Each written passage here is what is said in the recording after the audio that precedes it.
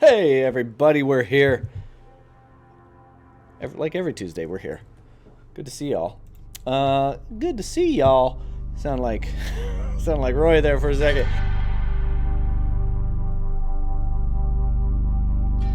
Glad to have you in there, Cranky. As always, firing up the chat nice and early. We appreciate it. We're here for our Tuesday version of Call of Cthulhu, Beneath the Umbral Veil. Let's just jump in. Do my best Philly DeFranco. So here we are. FeatherFall is sponsored by a few fine individuals. I lost it. Found Familiar Coffee is one of them. They're going to be your source for any coffee, any and all coffee that you would like. Use the link down below. Code FeatherFall at checkout is going to save you 10%. So support them. They're great for the community. We love them greatly and appreciate their sponsorship. Second would be Skull Splitter Dice. Check them out down below. Link down below as well. You can, and if you're, I should say this, I never do because we do have YouTube and podcast listeners. If you are on one of those platforms, you can check the description box. Those links will be there as well. And you can use the same code, FeatherFall, at checkout in Skull Splitter and Found Familiar, and get yourself some dice and coffee. This is sponsored by Roll20, this playthrough of Call of Cthulhu, Beneath the Umbral Veil. We are using the starter game, Edge of Darkness. Roll20 has gratefully gifted us the starter set and the player's investigator's handbook, and we appreciate them for that. Roll20.net. This is how we roll. Check them out for all their tabletop needs. We used a new feature of it last night on the channel. We used the Star Wars 5th edition character sheets, which were pretty slick, and we were happy to have them. We got a couple upcoming games. We got tomorrow's going to be, we're returning to our Wildmount game. It's been off for a little bit, but we are coming back. That would be September 2nd. Let's see, not this Saturday, Sunday. Monday we'll be back with Star Wars. Tuesday, that brings us to this game. We are taking next week off. I got some meetings I got to go to attend to. So we will not be here next Tuesday, but we'll be right back on track after that. And Wednesday, of course, for a Wildmount game. I want to say thank you to all the new followers on our Twitch channel. We are pushing hard to get to 1,000, and once we do, we will have some sort of giveaway for you all. We are gathering the goods and wares to, give out to all of you. We are at 737 at the moment, so we got a ways to go. But if you are here watching the channel, hit that follow button. Check us out so you get notifications when we go live again. If, again, podcast, YouTube listeners, if you are there, come over to Twitch. Check us out. We'd like to see you over here. And hit that follow button, okay? We'd appreciate it. We have channel points here. You can help the investigators out in this ever-maddening game by donating some of your channel points. You're here watching. You might as well use them. 1,500 points is going to give our players a D10 that they can minus off their roll because they want the lowest roll that they can, and they may need that D10. FeatherFall just redeemed one. So, a reroll. He's going big time, straight to the top.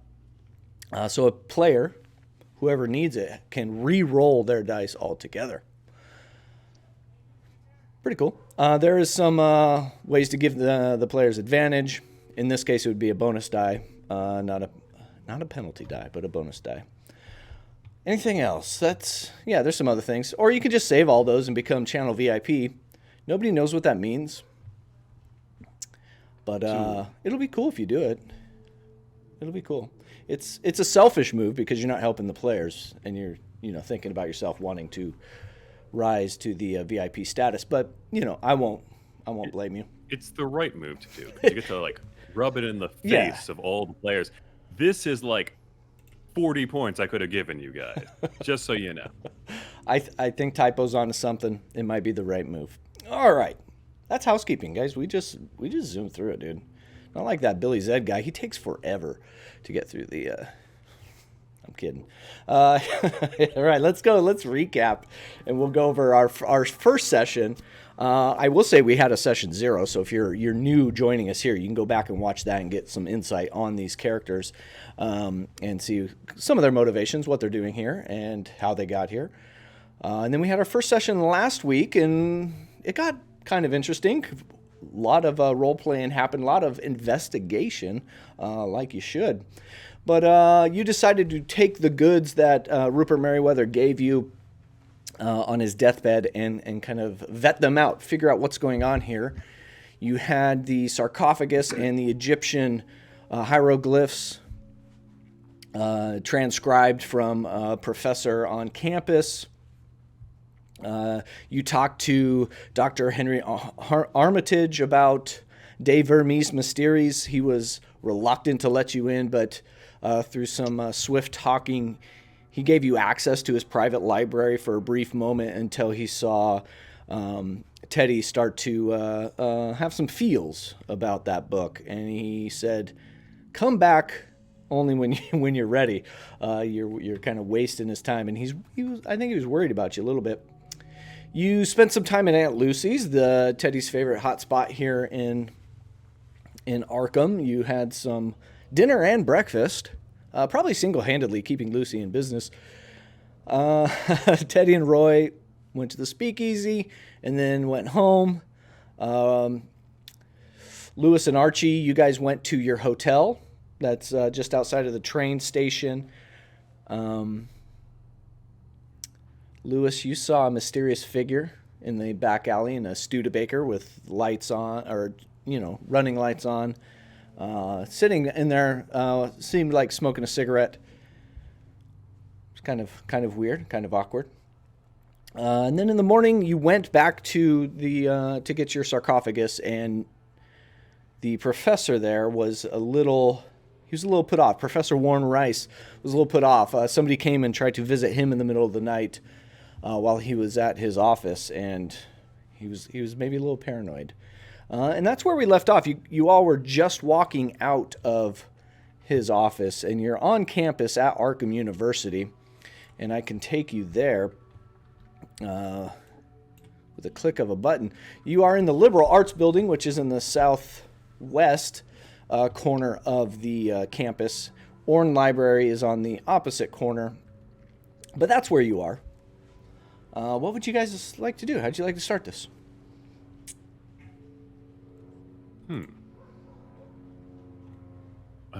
Let's see. So we just got out of the office, and so what's the plan, guys? Do we want to go out and visit the farm, or do we want to I don't know, check with the family or something first? Whatever we do, I don't think we should split up.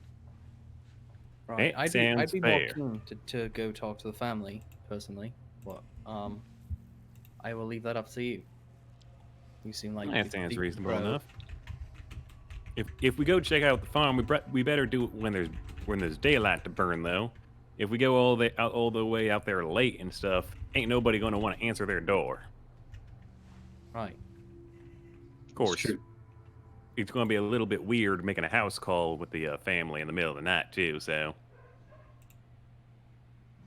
Teddy, do you have any gut feelings about what's going on right now?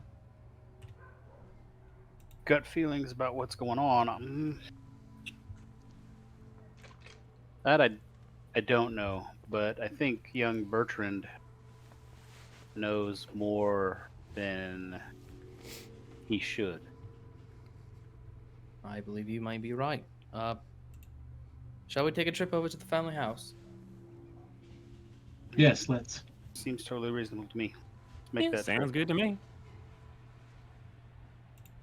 Can we hop in your fancy car?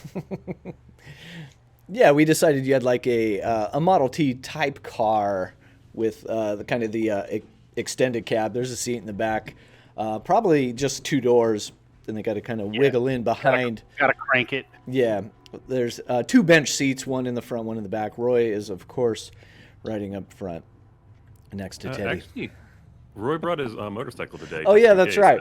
That's right. So yeah, describe your motorcycle. What's a 1920s motorcycle like?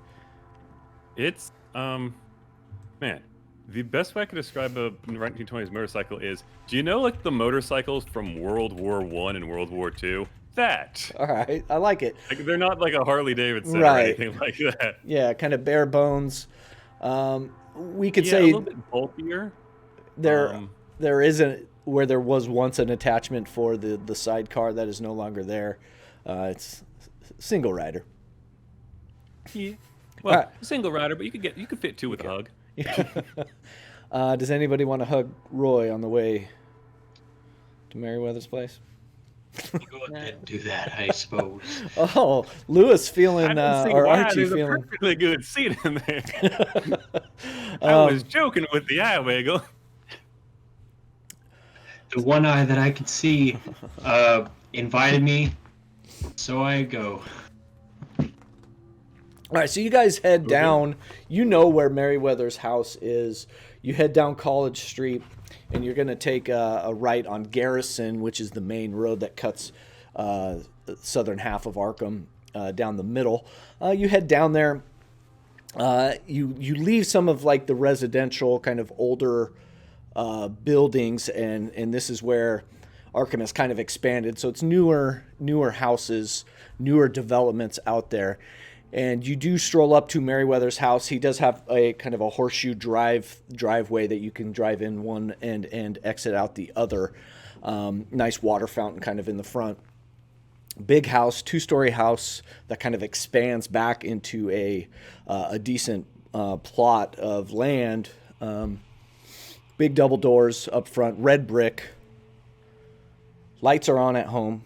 This is, we'll say, it's like, I think you got to the university at around 8.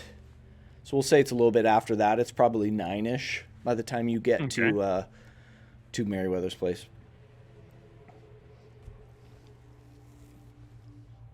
Oh, and by the way, for anybody curious, there's a flame. The motorcycle he has is a Norton Model 18. Max speed 78 miles per hour. Give you something to Google. Mm-hmm. You have homework now. If no one has any objections, I'm just gonna go knock on the door. Okay. Roy will follow up behind. Yeah, okay. I'm gonna go up and just politely Okay. knock.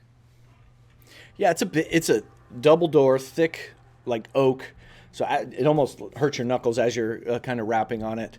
But it does, you can hear the reverberation move through the open entryway of the house. It takes a minute or two of knocking and waiting before the door does open up, and you do see Agnes there opening the door. She's got kind of a house shawl over her clothes, wearing the same clothes she was wearing from the hospital the last time you saw her. Eyes still super red, more puffy than before. Looks really tired. Like she's had quite the go. Who is this? Who are you? Agnes, this is Lewis Holloway. I met you briefly at the hospital Oh, a few nights ago. That's right. How are you feeling today? That's right. Sorry, I haven't slept since I don't know. I don't know last time I slept. But, I guess. I mean, you're here. Just why It's are been a you rough few here? nights, Agnes. How about we come inside and have a cup of tea and just relax and it's been a rough time for everyone. Yeah. You all can come in. That's fine. And she kind of like looks past you to kind of count heads a little bit. Yeah, come in. I'm afraid Bertrand's not here. It's just me at the moment, or else we would I'd invite him down, and she makes her way. Kind of, there's a big kind of entryway with a half wall that opens up into what would be like a family room. It's got two couches facing a center table there, fireplace, and you can see the makings of a kitchen off to the left of that room. And she heads down 2 steps and into the kitchen. Please have a seat on the couch there. I'll bring some water and tea out. Roy tips an imaginary hat to her, like, Agatha, And she exits or enters that room and through the door and behind the wall, and you can hear the water turn on, and she's starting to turn on the stove and get stuff ready. Boys, I thought this might be a good time to possibly do your thing. You told me you're investigators, correct? Maybe.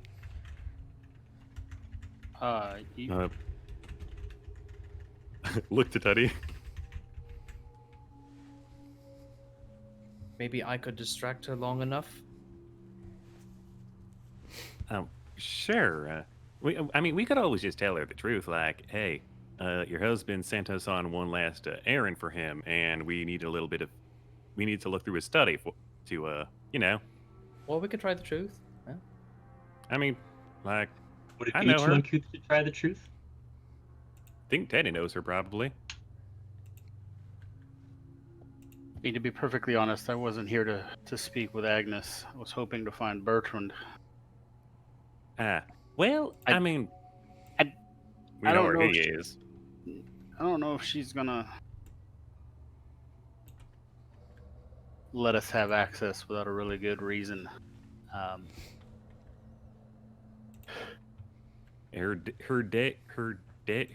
late husband's dying wish ain't good enough.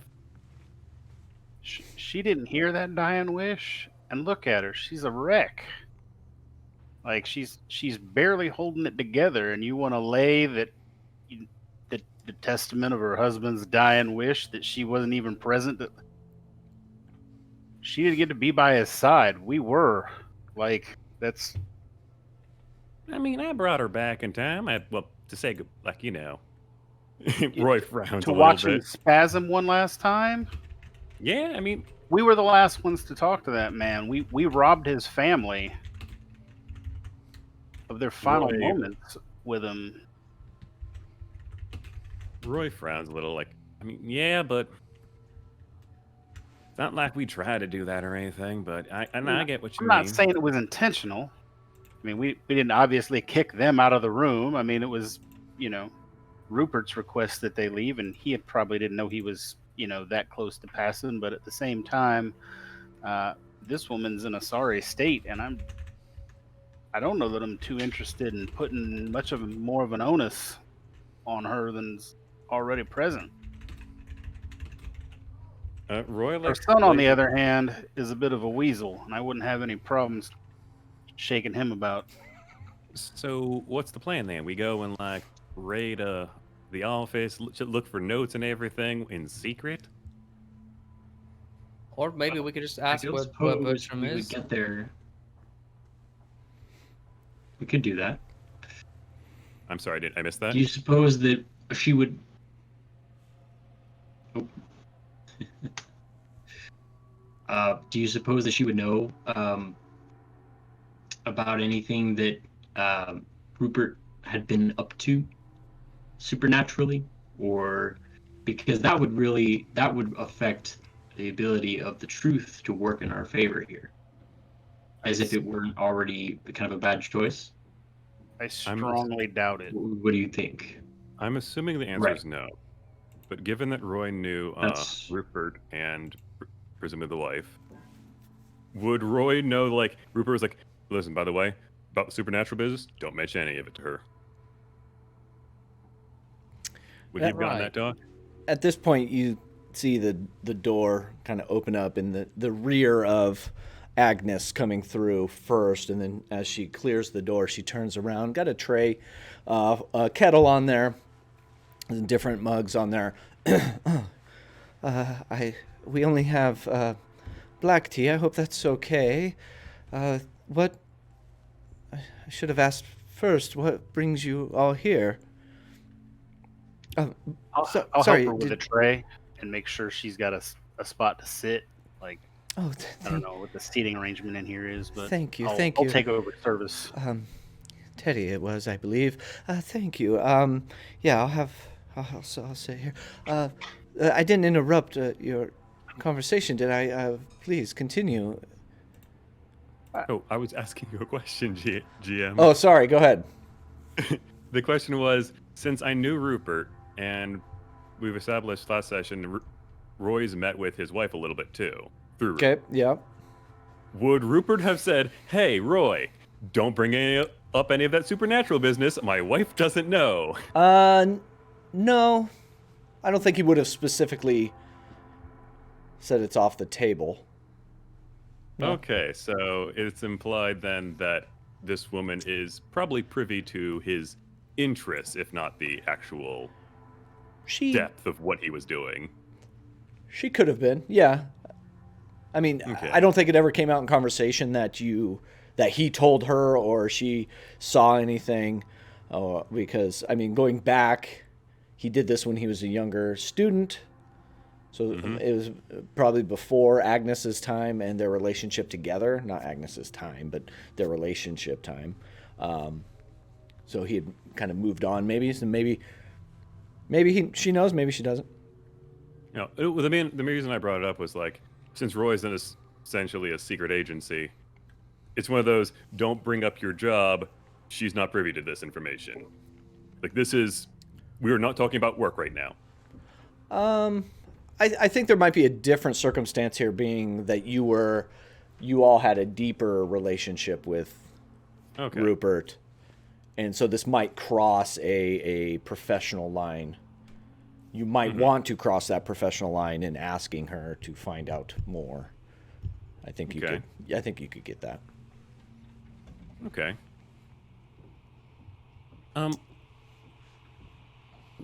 Miss Agatha. It's Agatha, right? Agnes. Agnes. Shoot. Miss Agnes. Roy actually prickles a little bit, like saying Miss. Like that bit of like Miss or Mrs. It hurts a little right now. I'm sorry to bring this up, but were you your husband gave us some information about like some unfinished business he had to take care of, and I was wondering if you knew anything about like any of the some of his occult stuff. Like, I'm sure he had a little hobby or something. Oh, it's been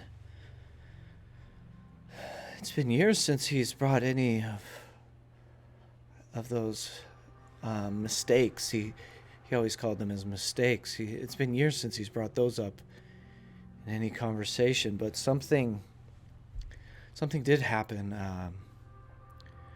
just like a week ago. There was what was his name? I wrote it down. It's I'm sorry. My mind is all over the place. I wrote it down in his office. If you pardon me, let me go get it. Of course. Take the time that you need. So she gets up and leaves the room, going to the other side of the house now, down a hallway. What is seemingly his office. Gone for a minute, maybe, comes back with a little piece of paper. She puts it down on the tray, the tea tray that is sitting on the table, the coffee table. And you can see on there, it says, from the desk of Rupert Merriweather.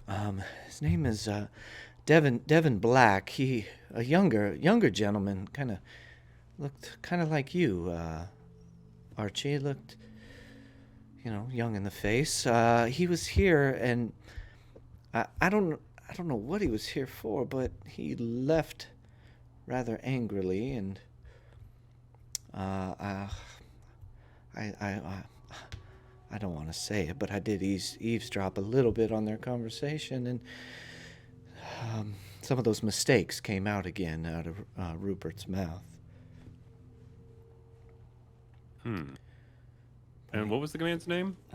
Devin Black. Devan Black. Oh. Black, a completely inconspicuous name in Call of Pure coincidence. Yeah, he was here for maybe 15-20 minutes and left in a huff, and I know Rupert was quite angry afterwards as well. And what was the business this Devin Black man had? Like, what did he say his profession He was saying he needs some information and that he wanted the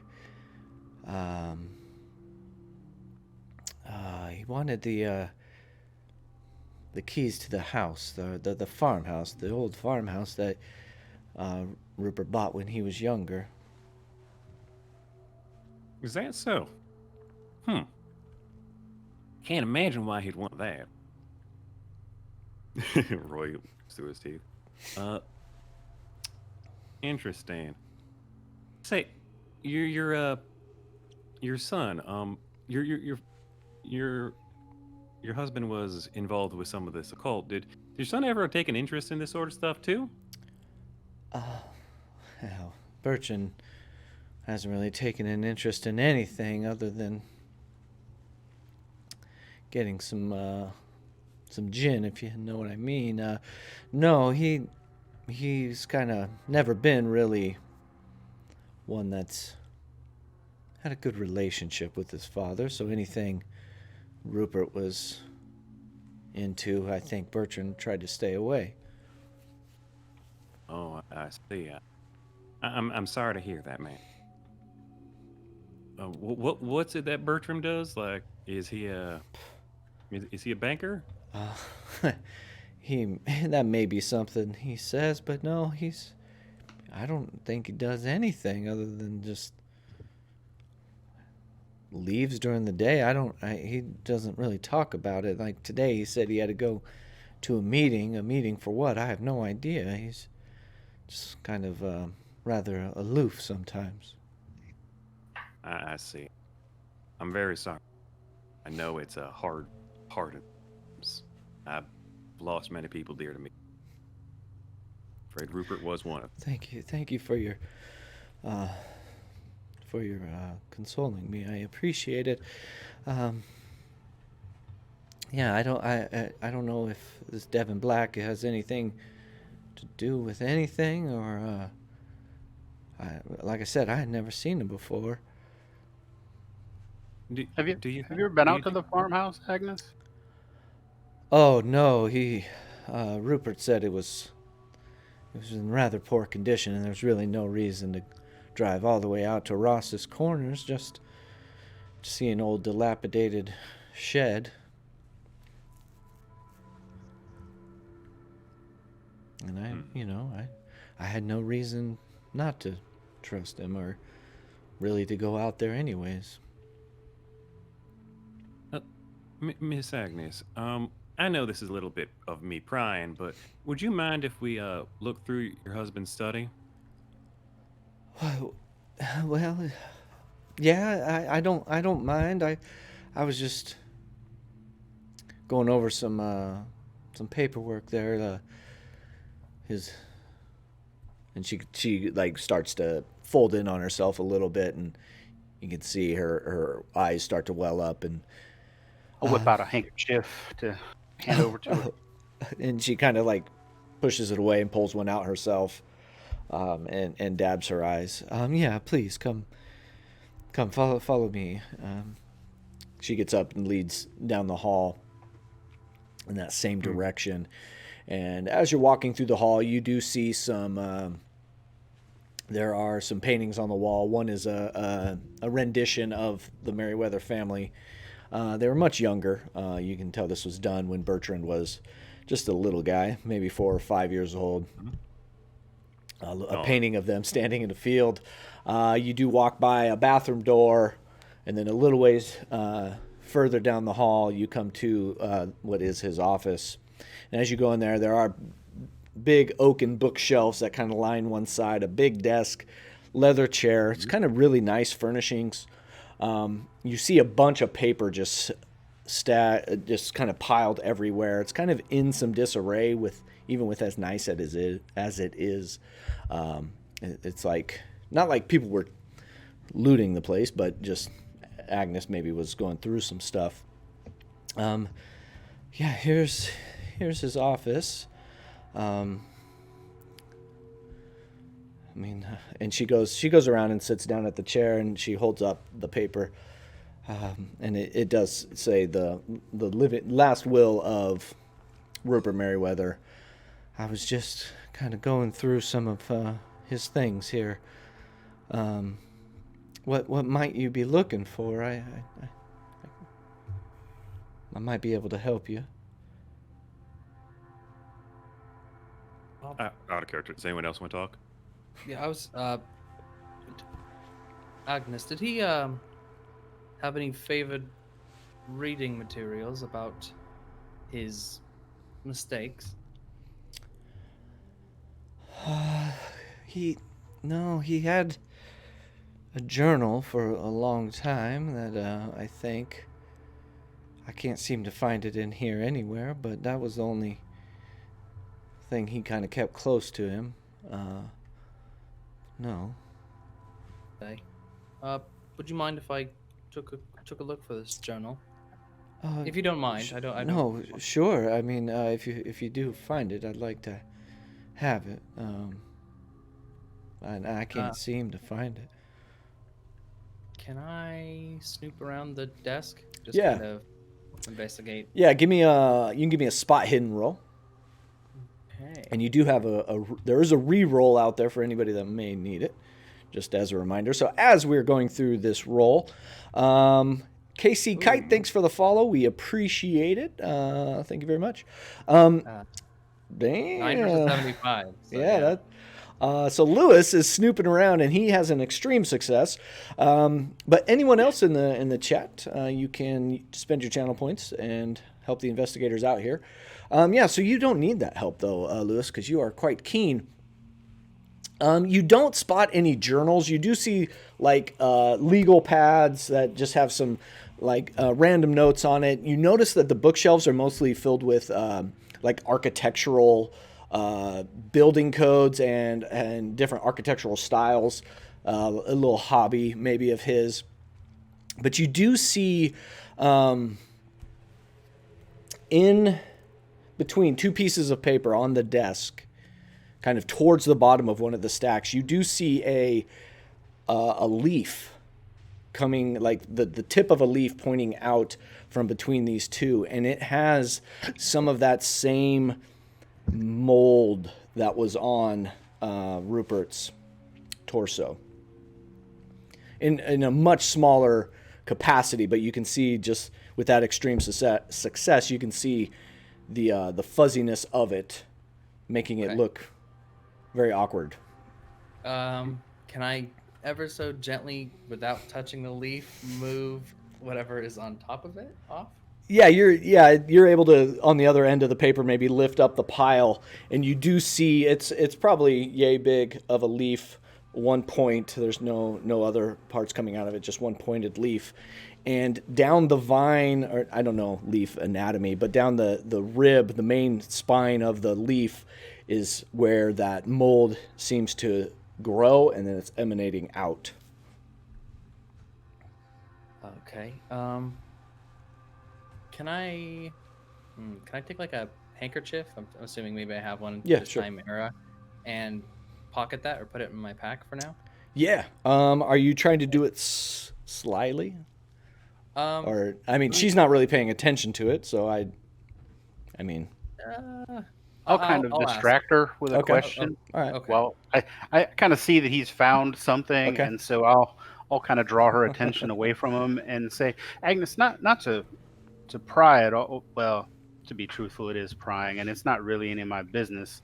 And I don't want to know specifics, mind you, but you said you've gone through his will there. You didn't find anything surprising in there, did you? Like someone unexpected receiving portions of his estate or anything like that? Well, just the four of you actually receiving that box that he had at the hospital and all the contents there within it. It doesn't lay out what was in it, but you've already received those, right? Yeah, that box. That's correct. Yes. Yeah. Other than that, no. It's just we have some assets that we're kind of going back to Bertrand, and a lot of the things are waiting for me to pass, I guess. But any kind of assets being handed down to Bertrand. I mean, we don't have much, but I just oftentimes, with the passing, the folks come out of the woodwork to try and stake their claims, and I was just curious if there might have been someone mentioned in there that would have had a claim to something that just seemed a little out of the ordinary to you. Would hate for anyone to no, try and take advantage of your family no, there in was this kind of time. there was some amendments to it, I guess.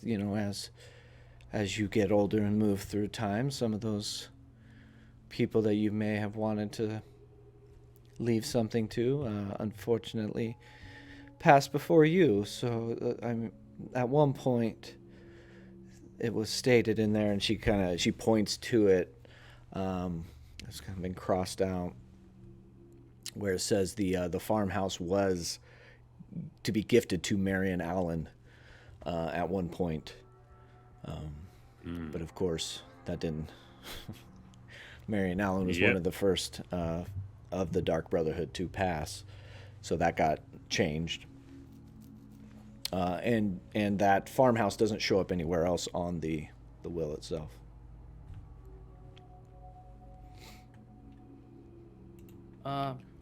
Agnes, one more question from me. Your son Bertram, you said he's a fan of gin. Yeah, he usually comes back home rather late at night after I've gone to bed and stumbling around. He would never happen to tell you his favorite place to consume this gin, would he? No, it's always I'm going to a meeting, Mom, and A meeting. yeah, that's it. Did he ever leave anything written down that might have given you a clue? No, like I said, he's kind of just Keeps to himself. yeah. I was gonna say something else, but I'll hold my tongue. I see. Roy is actually thinking about something.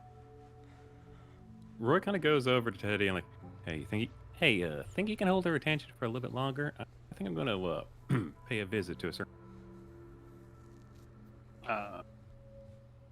Sure. We've established that the son lives here, right? Yeah. Yes. Okay. What do you say, Teddy? Sure. Okay. So Agnes. So I know things are still fresh, but perhaps you could tell me the story of how you and Rupert met. I feel like with the passing of a friend, it's often helpful to remember some of the brighter times, and I don't think I've ever heard the story of how you two became a couple. I haven't thought about that day in a long time.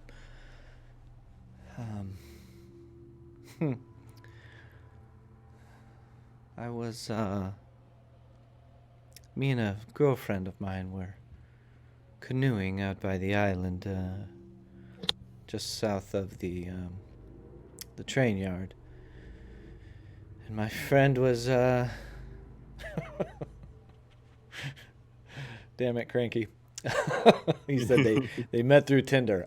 No. We were canoeing around the island, and one of the fish jumped up and kind of scared my friend, and we tipped our canoe. And luckily, Rupert was there fishing on the bank and saw us struggling and swam out and got our canoe right side up and helped guide us back to the shore. And it was kind of just went on from there. You almost owe it to him for a second there for risking his life to save ours. While this distraction is happening, Roy is going to slip off, presumably under like the pretenses of like, I forgot my tea or something. All right. Yeah. Give me a stealth. We'll see how. Okay. Roy is going to make a stealth check. I have a stealth of 70. I was gonna say I'll give you. I rolled a 95. So there's a reroll, right? There is a reroll, but I was going to give you a bonus die because Teddy was helping you out there. So Okay. you'll keep the 5. You roll a 10, just a D10, and that'll take the 10 spot. Okay. Let's see if we can roll another 9. Roll another 9. Mother. So yeah, that 95 both rolls. So So there's a reroll. you do have a reroll. So you'd reroll the whole Is shebang. everyone Roy. okay with me taking that? Sure. Yeah, get I it. got Yeah, a go channel for points it. to buy a few more if we need them, so Oh. it's fine. Okay. I feel it's kind of cheating to use them in a game I'm playing. And, There we go. Okay. Regular That is a success. 45. Yay! Yeah. There's a moment where Agnes is looking out the window, just kind of grabbing some inspiration out there. She's kind of being drifted off into this really good memory for a second there, and she does break vision from you, and you're able to just kind of right back out. I like the thing that like some of the books and stuff is still like littered around the place, like maybe something's outside, and like as I'm creeping out, I trip on one, spin around, catch myself before I fall down, land on another book, starts to skid, I start to fall again, spin once more, like I land like a cat, like holy sh- Are you playing the floor is lava? Yeah, you stumble a little bit, but you're able to get out well enough that you are now in that hallway. And you can see, if you keep going further down the hallway, there is a set of stairs that goes up to the second floor. Okay. Roy is going to go and try to find the room that Bertram lives at. Staying. Sorry. Bob in chat has added new channel points. So if you want to spend 100 channel points, apparently Chris will do a dance. Is that a... No. You must. Whoa, guys, not all at once. Sorry, So, finger slip. all right, two dances, 3 dances. Jesus. Guys. remember to tip your bouncers and waitresses. All right. Gosh. We'll save them for an opportune moment. Maybe next time we go to the speakeasy and the jazz trio is playing Aqualung. Okay. You're able to get out in the hallway. Okay, so I got out in the hallway. Roy is going to look for the. Going to just like peek through a couple rooms, trying to Okay. find one that looks like Bertram. Yeah, there's no other rooms in this first floor. It does go up into a stairwell. There's the bathroom across the way, and from what you know, the other side of the house there was the kitchen at least. Okay, I will go upstairs then. Okay. And look through the rooms there. Okay. Yeah, it goes up one, turns, and comes back, and then opens up into another hallway that travels down, and you do see a couple doors there. Okay, Roy will peek through like one after the other, just kind of looking. All He right. knows like, okay, one of these is probably the master bedroom, which is the bigger one, and the other one is probably Bertram's. Yeah, that first door is actually a smaller bedroom, and then there's 2 other doors down there. This is definitely not the master. Okay, so I look in it. Does it look like an occupied room, like someone was living here? Yeah, for sure. Okay. I'm assuming they don't have a secret guest, ninja maid or anything like that. No. That stereotype is still like 100 years ahead in the Yeah, future. yeah. Uh, Not that you would know of. Of course. So I am going to just slip into the room and I'm going to look around. Okay. Try to see if we can't find anything. Yeah, give me a spot hidden. Okay. This isn't amazing, but it's a 40. So let's see. You got a I 40. will spend 40. the one All right. luck point All right. to So put that to a 40. all right, you're going to spend 1 luck point.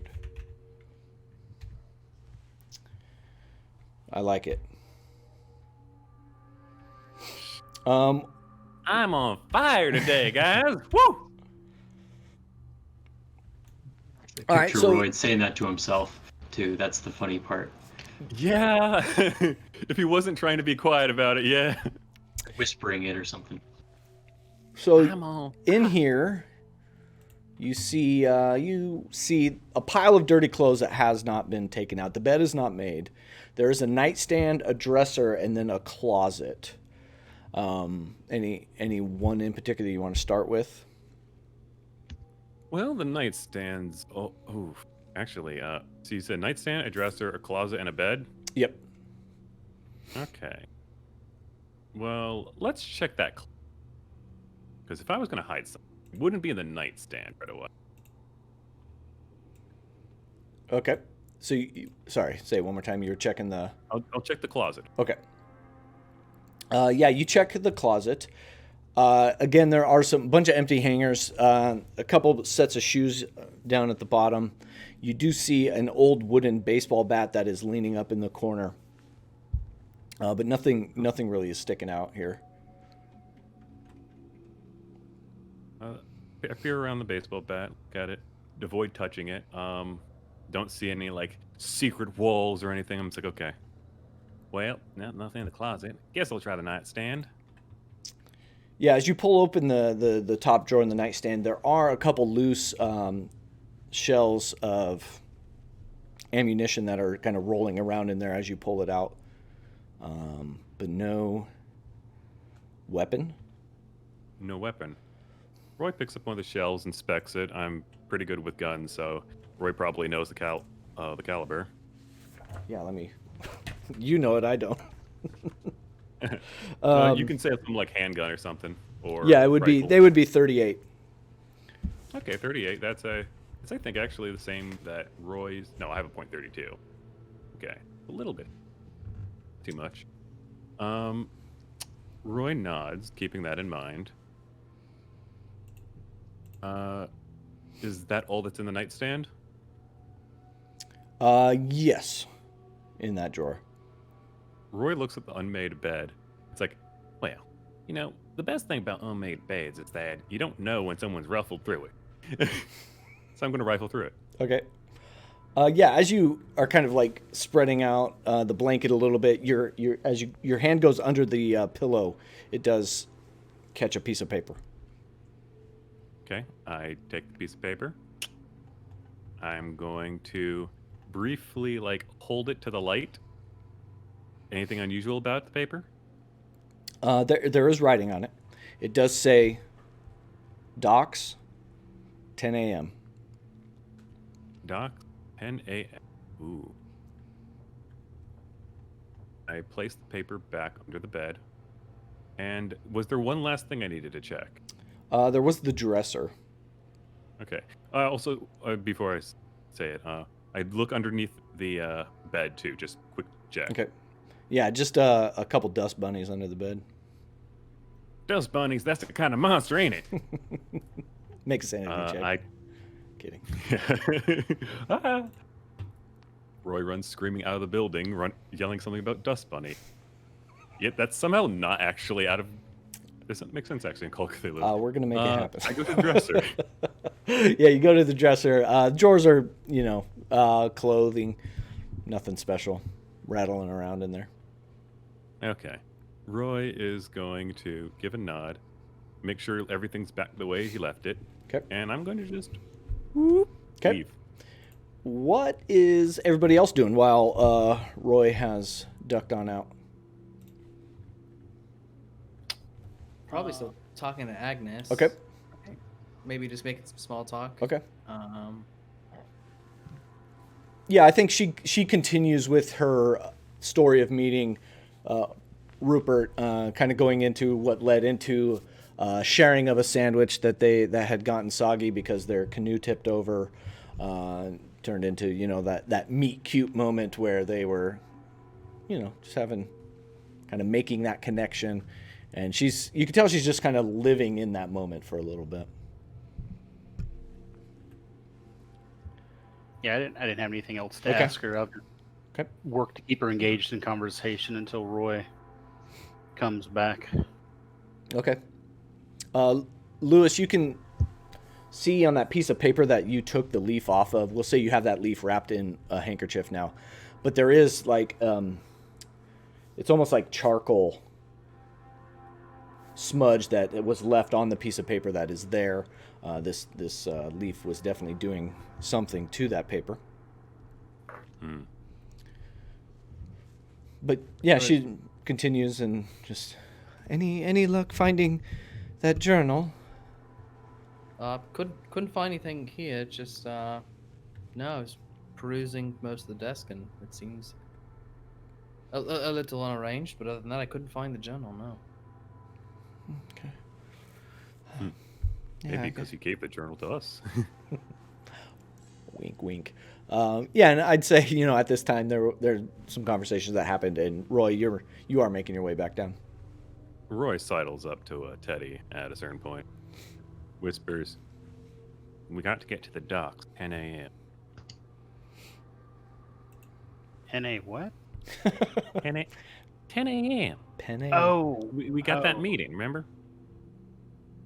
right. Well, Agnes, it has been wonderful catching up with you. I will reach into my wallet and get or not my wallet, but my badge case and get a card out for her and give her a card and say it's been wonderful catching up with you. It has definitely been a while. Please, if you have a need for anything, do not hesitate to reach out.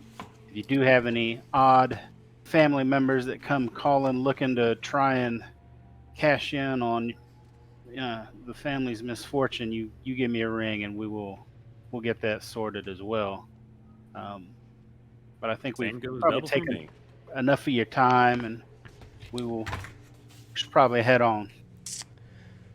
Well, thank you, and I appreciate all of you for being at least on some level a good friend to Miss Rupert, and I know he appreciated it, and that's why he asked you to be there in these last days of his. Any message you'd like me to give to Bertrand, or?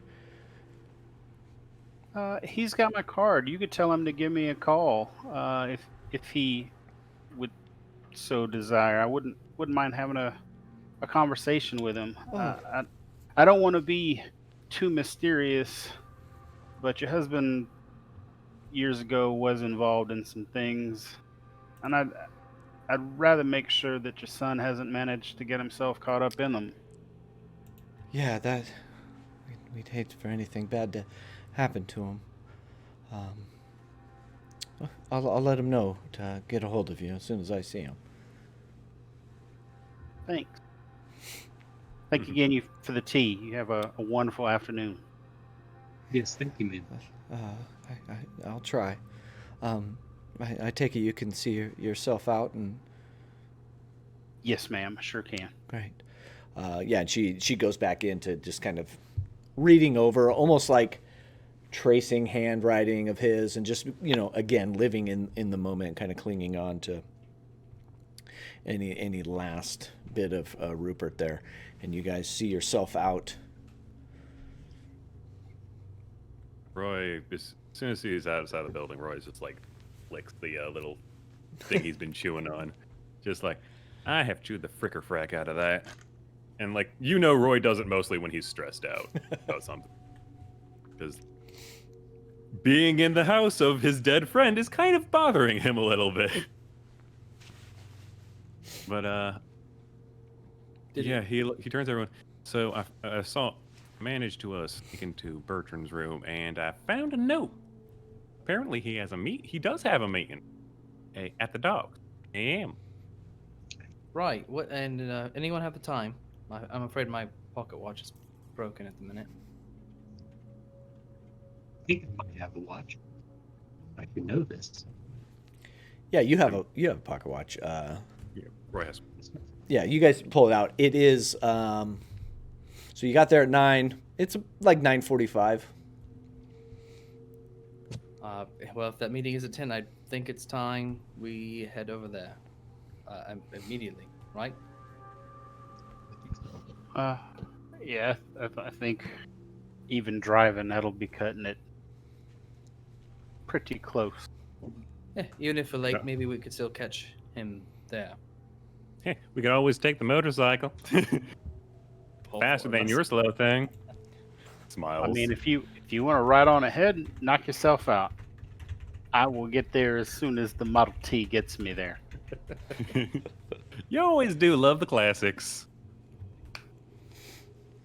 Classics for a reason. I don't suppose there's room on that motorcycle for a lowly psychiatrist once more. Well, I don't know if there's room on the motorcycle for a lowly psychiatrist, but there's definitely room for a friend. Roy, I'm humbled and touched. Okay, now get on the motorcycle. I'm not gonna go too fast because between you and me, I'm not like anything special on this thing. I have the basic drive score. Yeah, no tricks. But I can. But the advantage is I can still weave through traffic slightly. So no 70 miles an hour then. Not unless it's a straight road, friend. Fair enough.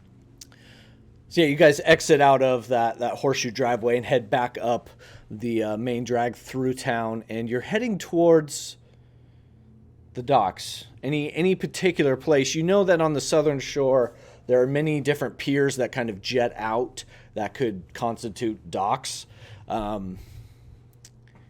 Anyone in particular that, because the note just said docks 10 a.m. Uh-huh. Are there any more lonely than others? You know, more towards the east end of town is kind of the more commercial, and then as they go to the west end, they get more privatized. Mm-hmm. But lonely, not really. Pick anyone. This is a weird one. Could I make a law check to see if I can determine which would be the seediest? Did you say a law check? Yeah. Is that a thing in law? Yeah, there's a law skill. I know. I am very proficient in law, sir. Yeah. All right. So yeah, give me law checks. Okay. Either one. That's an 88 out of 12, so no. Oof. It's been a while since I've been a police officer. I'm very rusty. Teddy, are you going to give me a law check? Oh, You can if you want. I'm not going to force you. I mean, if it's an option, let me go ahead and. Nope. Wait. Yeah, no, not for me either. Okay. Yeah, so you 69. Sorry. you know that there are, obviously, I mean, this is Arkham, there are some seedy areas, well known, but docks aren't really one that you've maybe gone to before. And someone, Robo Raygun just did a reroll. I think it's a little past for the law check. So, but for the next one, we do have a reroll if we'd like. You can give me a straight up luck roll, and we can see if you guys can get lucky. Okay. And that's a gift I do have too, as well. One person luck or everybody luck? I would say the two people driving and the two people from Arkham, which would be Teddy and Roy. Watch me roll a 60 now that I have a... Damn. Holy shoot. Damn, Teddy. How do you got so much luck? That's why I'm not dead. You are extremely lucky, dude. That's My sanity is creeping low, but I'm real lucky. That's 8 out of 80. Extreme success.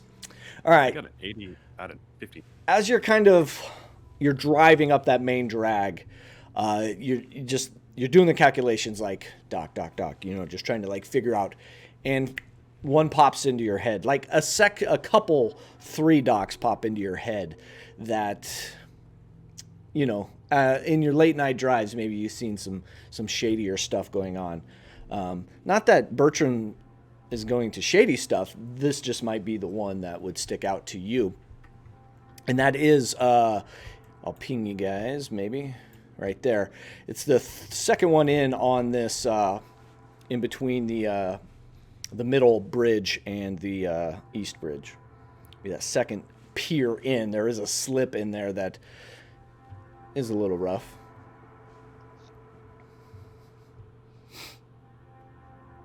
Well, I'll make my way to park.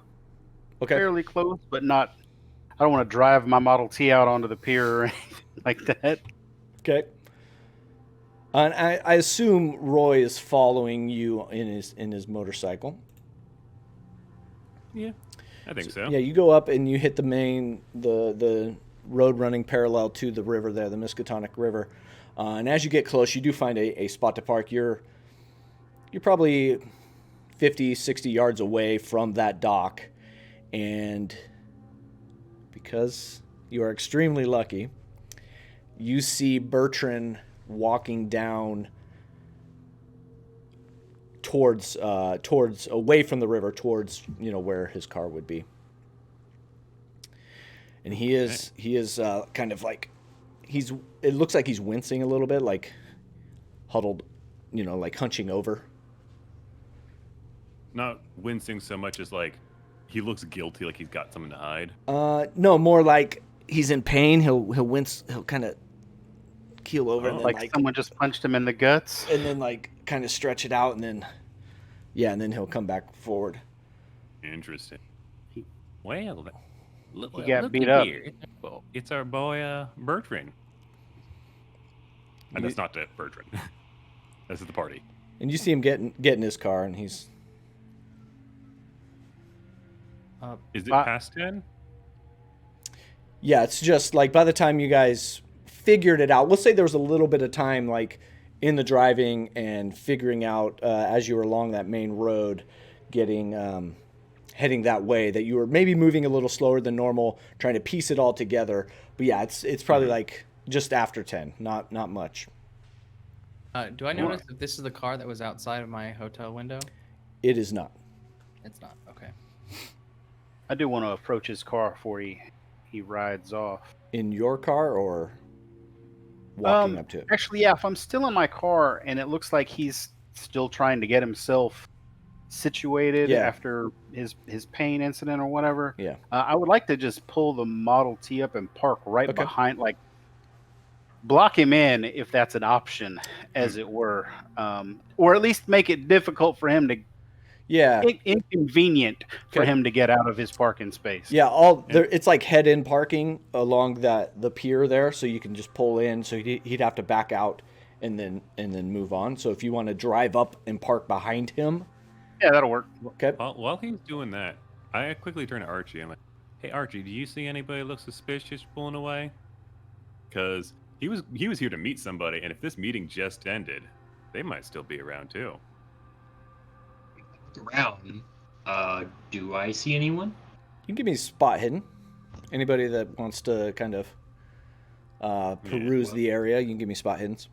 Yeah, I imagine I would if I'm sitting in the passenger seat. I'm not the best observer. So that's a fail, and then we got a success. So Archie, you rolled a 46 out of 25. Roy, 56 out of 40, and Lewis coming in with a 41 out of 75. So to Roy, I say, no, not to me, no. Okay. We'll probably circle a little bit before. And I see something. Yeah, so you're in the car with Teddy. Teddy, you come up and you get behind him just as he's starting to back out.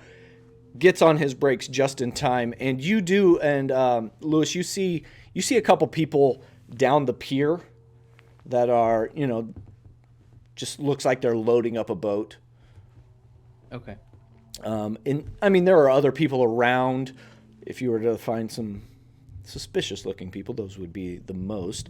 And you see, as you're looking into the car at Bertrand, you see his hands come up and then he's kind of looking around a little bit, and he's looking over his shoulder, like I'll get out of the car. As Leave my car parked, and just I'll turn it off and Okay. hop out. as you do that, he begins. They didn't have seatbelts in 1920. Fuck that. No, I was gonna, he he unbuckles. might not even have a seat in his car. Yeah. He might be riding around on a milk crate. He opens the door and turns and gets out and then is facing you and he's like, "Oh, from the hospital. Love his voice. What do you need? Heard you were looking for me. What's the idea? Me looking for you? No. I'm afraid you were. Paying my friends visits, asking after me. What do you mean?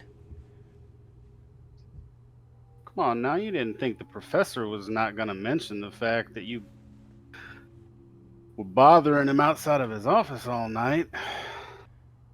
The wee hours. I don't know what you're talking about.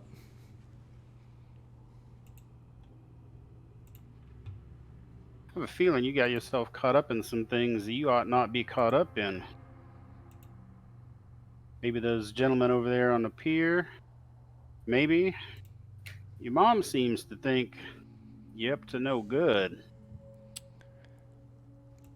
Again, I don't know what you're talking about.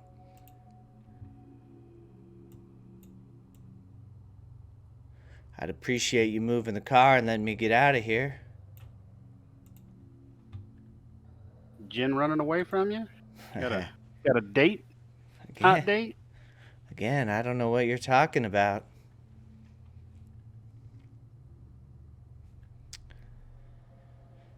All right. If you don't mind, I did just lose my father. I'd like get out of my way. Yeah. I'll be out of your way then. You got my card. Change your mind about anything you might be mixed up in that you might want a hand with. You feel free to give me a ring now. But I Of course. gotta sneak. You know, you don't have to go it alone. Of course.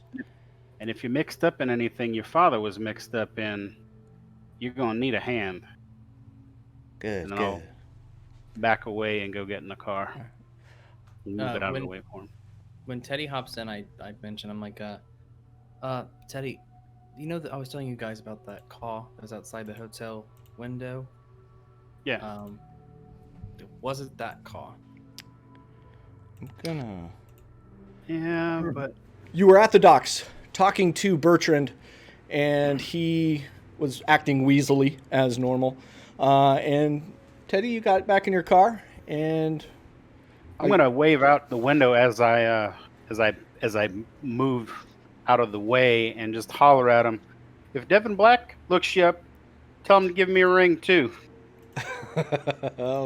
so you I don't know if he caught everything you're saying, but he's definitely just like, yeah, he's kind of pissy right now for sure.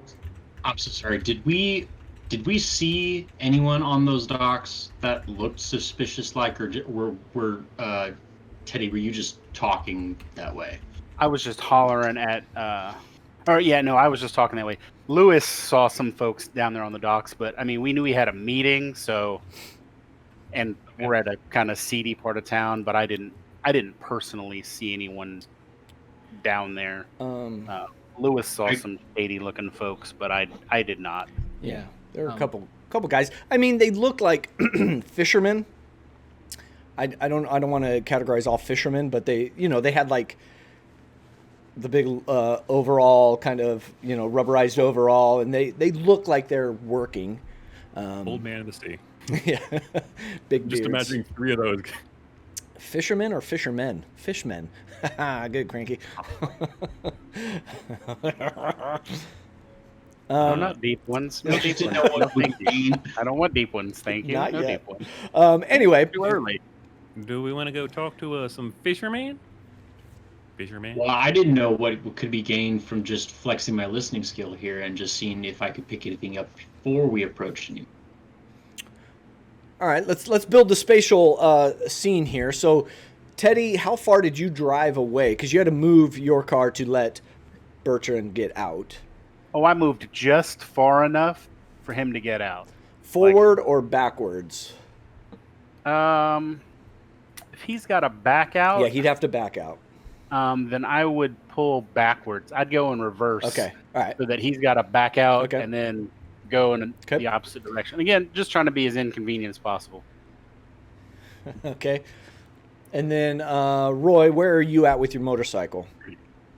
I probably like pulled around like 1 or 2 times along the side of the dock, like along the length of it, kind of like looking out. Okay.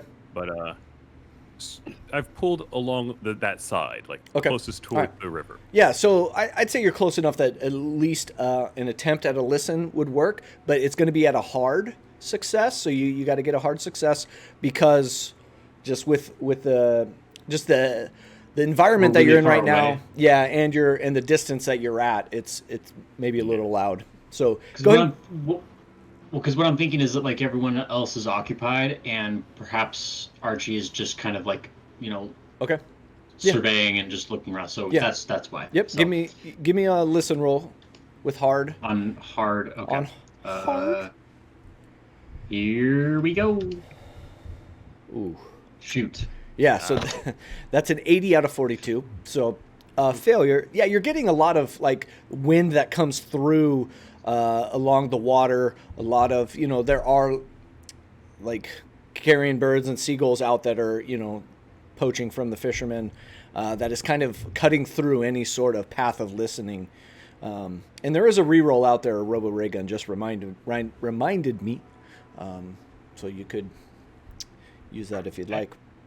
I feel like would anyone object, or that ought to be saved? I don't know if I want to use it up. You right know what now. I say? Just use it. Make them spend their points. Don't let them save just that like, shit. Charming. Just like all those items in your RPG video games, man. Just use it. use them. Otherwise, you're going to finish the game and be God. sitting on 99 potions. Archer, Then- Archie, use that max elixir. I'm sorry, elixir.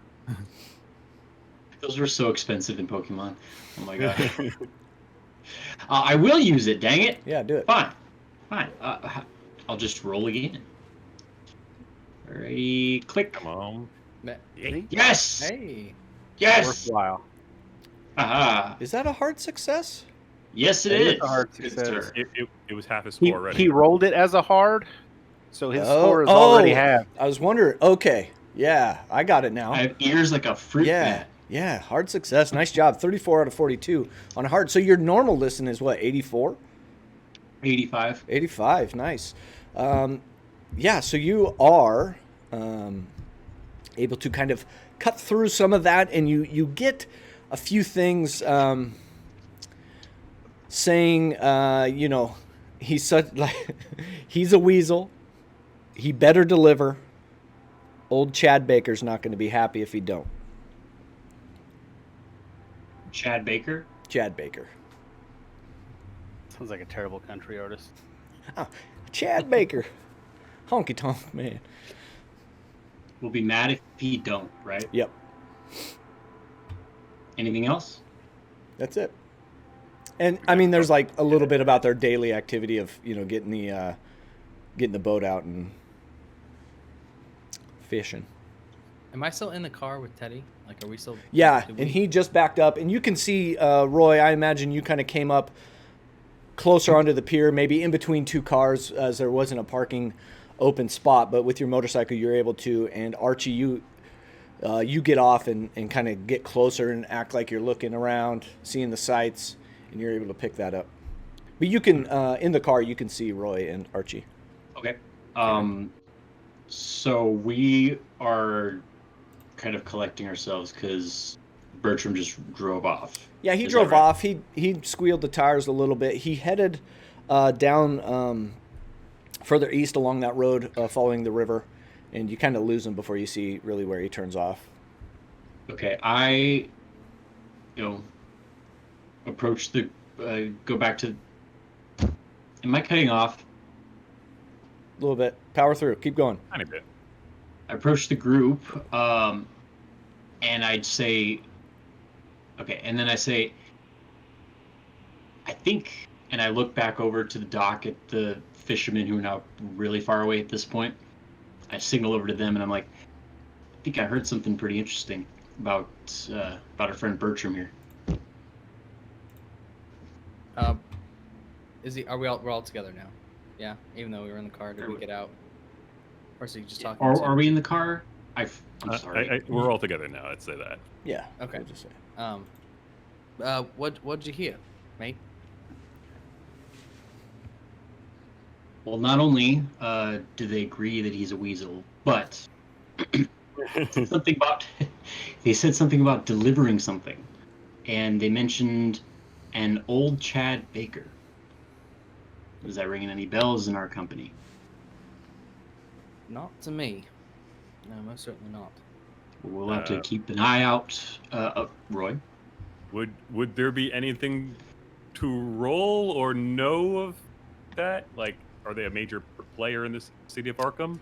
Yeah, give me. I almost want to say it's an idea. No, not an idea roll. Give me a law roll, as you're kind of, knowing that this may be a CD doc from what Teddy told you. So going back through kind of the files of CD people. So you can give me a law roll. That is a 3 out of 12. A hard success. Nice. That is so good. I'm going to mark that skill so I can improve it. Heck now. yeah. So, good reminder. So if you've succeeded on a skill, you make sure you mark it. I was saying that wrong last time. I thought if you failed on a skill check, then you get an opportunity to upgrade.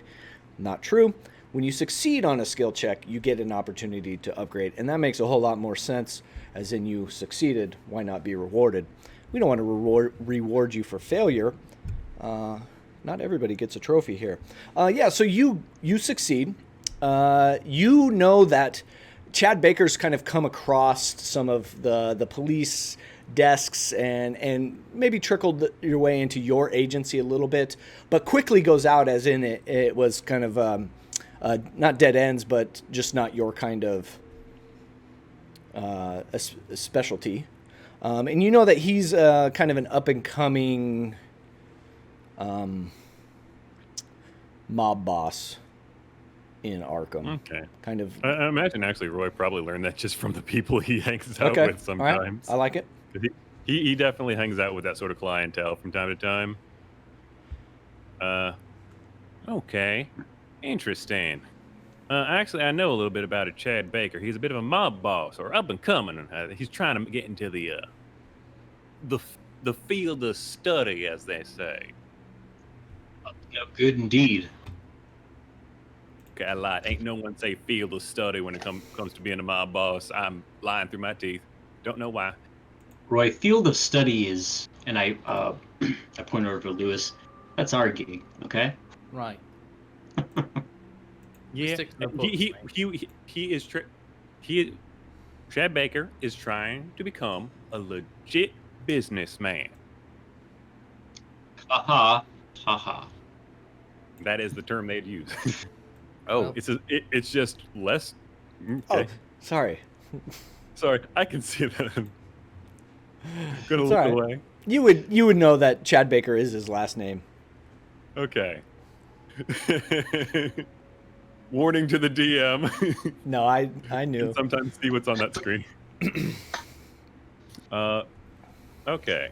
So yeah, do we So- want to what do we want to do with that information? I don't know. Lewis, what do you think? I only have one person that I could possibly maybe get some info from. I'm familiar with the editor at the Arkham Gazette. He might know some stuff about maybe he knows has like a crime writer friend at the Gazette. He can maybe point us in the right direction. That's a start. Yeah, he's not necessarily a friend, but I do know of him. So maybe me being a writer as well, we can hit it off and figure something out. I might have a friend or so that might know something about this Chad Baker. I like to think that Roy keeps at least one or two people, like, you know how there's always there's that one criminal who cracks real easy. Like, they get into CD stuff, they rack up a debt, and they're the easiest person to press. Bertram. A narc. Yeah, Roy We would probably know has a them few narcs, he as knows. a narc. Okay. But so look, I think we should follow up your thing first, and if that pans out, I think we go with that. Yeah, I'd say your narc would probably be on the other side of the river, kind of hanging around the tracks. Maybe he works at the loading yard there. Kind of sees stuff come in and out. Not truly officially a criminal, but more he's observant and sees things. Yeah, one of those like he goes to like drink and like he hangs out with the wrong crowd, but you know. So Yeah, do we want to follow Rubber Ray. up Jimmy the Rat or Larry the Rat. I was thinking something like a rat. Well, we have a lead at least, don't we? Yeah, do we want to follow up the lead at the Gazette, or are we gonna go after your guy? No, let's go to the Gazette. Let's do the Gazette. I don't like to press insert name of individual here. While I'm totally okay with going to the Gazette, I do worry that we are barking up a tree that doesn't need to be barked up. Because don't we have the farmhouse to check still? Yeah. Yeah.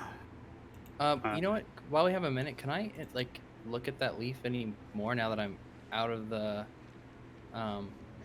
house? Yeah. Maybe You to see can- if I notice anything else. Yeah. What? Give me. Let's see. What would that be? Is there Natural world. Oh gosh. That's not good. All right. Okay. Where am I? Yeah, there is the natural world. Yeah, give me a natural world roll because I know you put points into that. Yeah. I definitely. Oh. Yeah. Nope. 79 versus 10. 79 out of 10, not gonna cut it. You do just on the surface, you do see that when you open it up, it like when dust or mold, when it gets kind of drier, it starts to pollinate itself, and as you open up that, it just you do, and you see the wind kind of take it away. It is the same mold that was on Rupert Merriweather's body. I just kind of show it to everyone else since we're out here. Does this mean anything to anyone? The leaf? Maybe a particular tree? Would Not- a medicine check be worth anything? Because perhaps this is a plant of medicinal value, or is it just a regular leaf? It is not of medicinal value. Okay. Could I make a natural world check? Yeah, Could now I that make a natural world check? now that he showed it to you, yeah, you guys can do that. Okay. And thank you, DM Zach 007. Thanks for the follow. Appreciate That's a it. 42 out of 10. Oh, I actually did a hard roll. Okay, Can yeah. I redo that, or What'd you roll? Well, really bad? 87 is still a fail. Okay. Never mind. I have no idea what this leaf is. Yeah, It it's. is a leaf. I mean, it has the makings of leaves that you see on trees around Arkham, so it's not anything like exotic other than the mold on its on it. What I would say is to keep that away from. I'd get rid of that if I was you. 1, but 2, don't bring it anywhere near me. I don't know what you know about mold. I don't know a whole lot, but I know it spreads, and I don't want that. Right. I was thinking Yes, maybe he we could says take far it to away from you. someone who would know a bit more at the university at some point if we had time. But if you want to get rid of it, I'll throw it in the wind. Because did that mold Not the wind. Not the wind. No, not the wind. I'll throw it in the nearest garbage bin. No, put it in a box and we'll hold on to it. We'll get it checked out later, okay? Oh, can I put it in the gold box? No, don't put it in No. anything you want to touch later. I don't think you should be handling it now. Here, I got it to go box, okay? Put it in here. I mean, it's in like a handkerchief, Yeah. right? Like folded up in it. Yeah. I'm just gonna stupidly ignore everyone's advice and fold it back and keep it in my pocket because I really do want to see if someone Yeah. knows something about it. Are you? And that was the last we ever saw. Yeah. Is it in your front pocket, like breast pocket, back pocket? Where you want to grow the mold? Yeah, I guess my back pocket. All right. Okay. Where you keep your hanky? Okay. What cheeks it is? Yeah. All right. You stow it away. Well, Teddy, would you mind taking me over to the Gazette? Unless, I mean, we could try maybe checking out one of your famous speakeasies. Don't have those where I'm from, but I'm very curious to see. Why don't we check out the Gazette first, and then we'll check out the farmhouse. Sounds about right. I guess while you're checking out that, I can check out the grill my rat. Okay. Oh, I also two vehicles. I'd love to go stop by the general store, and Okay. if we have time, possibly pick up a camera and some film. You're actually right next to it. You can Oh. you can see it on the corner down the street a little bit. Okay. Boys, do you mind if I take a quick pit stop? By all means. Knock yourself out. All right, I'm gonna head to the store real quick. Okay. Like walking distance, yeah. It's a block and a half. Looks like. I'll walk over there and let the boys decide what they want to do. Well, perhaps, my friends, it is time we split up. Why do you say it like that? Not forever, Roy. Okay. Wait. And I'm going with you, right? We've established this before. I look at Teddy. Teddy, he's already trying to replace you, and it's working. I smile at Teddy. And then I look at Teddy. Do you hear that, Teddy? He's definitely better looking than I am. So Well, hey, Teddy, don't be so hard on yourself. I like your ugly mug. You make me look good. Right. For curiosity's sake, what is everyone's appearance score? We have an appearance score? Yeah, you Yes. do. Oh, wait. Duh, of course we do. I have an appearance of 30. 30. Which is Okay. bad. Teddy, how handsome are you? 25. 25. Okay. Archie, what are you looking at? 55? Okay. I have a 60. I guess I'm Hey, the best looking of the bunch. Couple of y'all. you're the Couple of y'all Justin fairly- Timberlake of this group. of RNC. Yeah. Yeah. Oh, man. Also, I asked chat what the name for the Willy NPC, what the name of the rat NPC is, and Rat if you're Damon? okay with it, there was a name that came out I really like. Do it. Winkin' Willy. I'd like to add Winkin' Willy the Wharf Rat. All right. Usually you have to spend Better channel run the doc. points for that chat to name those NPCs, but we'll go Winkin' Willy the Wharf Rat is one of the strong arms, only in the sense that he does the hard labor at the train depot, maybe on the loading dock. There we go. FeatherFall redeemed and named an NPC. He did it official. Got it. All right. So let's get back on track. Sorry, I was I was looking stuff up, and you guys just you were playing. When the cat's away, the mice will play. So, Build at Star Trek Wharf. Lewis, you're going to the general store. Yes. Anyone else going to the general store? I'm gonna wait in the car for Lewis. Okay. I'll say you drove over there, Lewis. You're able to get out in the general store. Yeah, you're able to go inside. You see, it's kind of a weird store. There's a lot of. It's not most. It says general, but there's a lot of ammunition and weaponry. But you do see like some camping supplies. You do see some other general goods. You see a man behind the counter. He's kind of dusting some of the stuff on the back shelf. Sir, hello. Good morning. How are we doing today? Yeah. Pretty good morning so far. Oh, till you came in. Oh, so my apologies. You busy? Don't take it personal. Kinda dusting a little bit. What do you need? I was in the market for a camera and maybe some film, if you carried any such items. Oh yeah, we keep those behind the shelf here. The kind of a hot item every now and then. Yeah, we have cameras. And I forgot what we found them under. It was. I know that we had found it, and I can't find it again, and it's pissing me off. Anyways, it's one of those. We had talked about it, and I know you can afford it. That's step one. Step two, it's one of those like folding cameras that you do load some film in there. I think it was like $4, $4.95 for the camera, and then 35 cents for the film. Yeah. To get it developed is another $4.95, I believe. Okay. And he pulls one out. It's kind of in its cardboard box. Put some film right next to it. Yeah, it's gonna be $4.95, $5.50 we'll call it. Did I ever exchange money? I don't know if since I did come overseas. Yeah, we'll say you went through those processes. Yeah, you don't.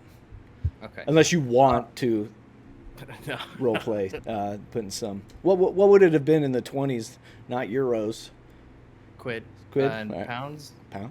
Sure. Yeah, we'll do that for fun. Maybe I have some cash too, but. All right. Do you take quid? I've got some here. Squid. No, not squid. Quid, pounds sterling. You got money? I take money. It's money. Yeah, it's money. You could take it to the bank and get some. Oh, I have to do the work. Well, I mean, you have to go to the bank anyways, right? Just maybe mine's valued more than yours. I'm not sure of the economy at this time, but good point. Good. Hey, money's money, right? Sure. I'll drop the same amount of. Sure, for $5.50 in quid. Okay. He looks at it, confused a little bit. Puts one of the coins in like his own personal pocket. Puts the rest in the drawer. Yeah, keep it as a collectible. Sure. Yeah. Little brat at home, I like it. If you want to get the film developed, you got to go somewhere else. I don't do that. Do you know who would do that in town? I may need to at some point. Yeah, there's a development place. It's kind of in the same area as the Gazette. Oh, okay, perfect. Other side of town. And the film, how many exposures do I get? Is it just one exposure per? No, we'll say there's 10 individual pictures in that one roll that he gave you. You don't need any dynamite, do you? No. Would I need dynamite? Yeah, something I like to ask. Don't worry about it. Is it? Maybe. I kind of look around at all the other weaponry and stuff. I'm like, this is a general store, correct? Generally speaking, yeah. Very general, I assume. You know what? I'm feeling very gruff today. How much does a stick of dynamite cost? Couldn't just walk away, could you? No, with an offer like that, I could not. Give me a second. He goes back through the swinging doors that go to the back of the shop. Comes back out, holding one stick, like old school stick of dynamite. $2. And he kind of winks at you like he knows quid now. Yeah, two quid. And I kind of go back through my bifold and pull out 2 more quid and set them down. I'm like, this is dynamite, correct? Yeah, it is. Okay, I should be very careful You should. Okay. I mean, you're not irresponsible, are you? Generally not. They have dynamite where you're from? I would assume so. Yeah, I haven't used it myself, but I'll be very careful. Yeah, Don't shake it. Shake pick it. Up. Don't hold it. Don't hold it. Set it back down. Oh, I mean, after you light it, you don't want to be okay. holding it. Come on. Here. He kind of like pushes the 2 quid back and starts to... Now, you're not going to blow off your hand, are you? Like, No, this is just, I'm going to put it in my pack, and I'll make sure it goes to a very safe place afterwards. all right. Yeah. I don't want to see in the paper No. some kid blows his hand off. No, I'll do my best. All right. Do I need to buy a lighter too? Or do I have a lighter, like something people carry time? I would imagine you would have a lighter or a matchbook picked up from maybe the hotel or the hotel that you're staying at. Okay. Yeah. So I hand over that 2 quid and carefully, because I'm nervous. I don't know what this is. Like I haven't used it, and like very carefully, like gently setting it into my pack and just like throwing it behind me. If I was a really good arcane keeper, I would have had the damage for dynamite. I'll have to look that up. I was just so excited that there's the opportunity of dynamite. So I can't say no to dynamite. Yeah, It's 4d10. Don't ask why. No. dang it. So yeah, you have a stick of dynamite now and a camera with 10 exposures. There you go. All right. Okay. I mean, if you have fun with that and you want some more, I know the place to go to. Yes. You got it. Thank you. Yeah, I'll head out the store, and I don't want to be convinced to buy anything else. And I'll walk out and head back in the car, and Teddy's there, so I'll be like, Teddy, have you ever used dynamite? That he sells dynamite. Well, I would hope so. It's the general store. Oh, it's not exactly a common item when I'm from a general store. I did buy a stick though. You got something you planning to explode? Not. I didn't. I don't know. He was very convincing. He sold me on the idea of dynamite, so I picked one up. Well, fair enough. Just keep in mind. Looks like you bought a whole stick. You said. A lot of times they do construction work with like quarter of a stick or half sticks worth of dynamite. So this is a lot. yeah, I mean, Roy would probably be the best one to talk to about Yeah, exploding things. You have I seen figured he'd dynamite be the at one work, that'd be having more worked with interested Roy. I figured he'd be the one more interested in the dynamite. But yeah, so I also got a camera, so if we ever need to take some photos or something, let me know. Just mildly curious. You opted for a stick of dynamite over a handgun. I'm not a big fan of guns, particularly. But you bought dynamite? Well, It's fine. Get in the car. It's okay. I just kind of shut up because he definitely intimidates me. I'm just like, Oh. this is America. Yeah, it is. I did look it up. It is 40-10, and you do have to make a strength roll to throw it. It does do like area damage, and there is a malfunction on it. So roll low. There you go. Okay, so during that time, Roy and Archie, you guys were headed to find your wharf rat. Yeah. Yeah. And I hope I'm not taking too much creative liberty. And I'm just like, No, man. let me know. This is our if I game. when we're going towards the guy. Okay, listen, like now, what you gotta understand, the man's big. Like he works at the dock. Like he's big. But like feller's more yellow than a goldfinch. So keep that in mind. Oh, and he's terrible at cards. Can't do it to save his life, and probably will get him killed one day. All right. We might forget that Archie's kind of tall himself. So he's gonna like blink a little bit and go, I think he and I have something in common then. I'm terrible at cards too. But whatever you say, Roy. Well, if you ever start mixing with the wrong crowd, you'll be my perfect rat. Respond to that, Roy. Okay. But after you. Okay. Yeah, I had it. Where is this guy right now? yeah. So he's across the river at the loading yard of the train station. You take your motorcycle over the middle bridge there, and just pull off to the side here. And you do see him. He has taken like big sacks off of one of the train cars and starting loading them on a flat cart that is going to be pushed somewhere else. Wink and Willie, it's good to see you. Good to see you. Oh man, it is. How long's it been?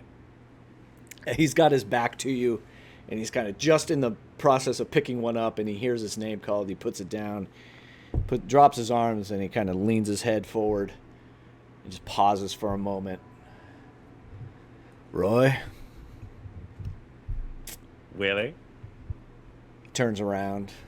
You see he's got kind of some sweat beading off of him. He's got some overalls on, white t-shirt underneath. Royal casual, like one hand in his pocket, saunters up to the man, like throws an arm up around the guy's shoulder. He's like, "How you been?" I've been working. I know probably had a little bit of a hard time. I remember the last time we played cards, you couldn't quite cough up the cash, but it's all right. I'm sure you're doing much better, right? I'm doing just fine here. Oh, just fine, just fine. It's a fine job. We're doing the Lord's work there, ain't you? I try to stay on the right side of the Lord himself. What do you need now? I mean, I got to get this cart unloaded. Come on, man. Well, you know, my wallet's been a little bit tight first off, so I was wondering if you had that money, but like, I understand if things are a little tight for you right now. Yeah, I got like 5 kids to feed. No, I understand. I understand. Tell you what. I can put off your your due towards me, and we don't have to let this get ugly or anything. We don't want to get anyone involved, right? Let's just cut to it, Roy. What is it that you need from me? Who is it this time that I need to throw under the bus for you? I like you. See, I need to know about a Chad Baker. Chad Baker. Yeah. That's the name, right? Yeah, you got it. He's looking at you quizzically. Chad. I'm looking for some information on a Chad Baker. He turns around and grabs one of the sacks and throws it down onto the cart next to him. Chad Baker. I mean, I may know something. Turns around, grabs another sack, loads it on. Roy actually helps out. Actually, goes, grabs another sack, helps him, lifts it into the thing. Is that so? I mean, helping me unload this is only gonna get you so far. Fast talk roll, and would that do anything to like coax information out of them? Yeah, if you're trying to do it quickly. What's the other one? What would you want to say? Let's talk about how you would do it first before we see if it needs a roll. Well, because we're I mean, based on what we know or what we think we know about Chad, the Chad. Well, we could probably ask him if he knows anything about Bertram and his connection with Chad. We could probably ask him where Chad hangs out. What's Mr. Baker's headquarters? Anything about where that might be? Okay. What do you think, Roy? Oh, that sounds good. Or is that a terrible plan? Do tell me if it's a terrible plan. Actually, the thing I'm a little bit more interested in, I'm interested in what Chad's up to. Because, the criminal world, it makes waves, and people who keep their ear to the ground, especially those that want to keep out of trouble, they tend to listen to those waves. And this is why you're here, Roy. I like that idea. So just what is he up to then, right? Why don't you unload one of these sacks here? And he's looking at you, Archie. It's my strength 45. Okay. He sees you come over, and they're heavy. You don't do a whole lot of heavy lifting in your line of work, so you struggle a little bit, I would imagine. All right. You guys unload this. Help me unload this. And Roy, you wipe away that debt. Tell you what I know about old Chad. Okay. Let me think. Could I make an intimidation check to keep this a little bit? I want to keep it over his head, but I'll kick it out. Yeah. He's trying to maybe assert a little dominance here. So if you want to fight back a little bit, you can give me intimidate. That's 40 out of 20. Yeah, not gonna. Amazing intimidation. Roy's not a big man. Like I said, these bags aren't gonna move themselves. You help me out, I'll help you. Tell you what, you're a friend of mine. You're not Chad. You're a friend of mine, Willie. So I'll help you out. Great. And he climbs up onto the top and starts moving some of the sacks that are further into the cart itself, closer to the edge. Mm-hmm. Just got to move them onto that wagon right there, and we'll be good to go. Okay. And Roy will do that. He's pretty strong, so. And He's got country strength. yeah, as you guys are doing that, he kind of kneels down.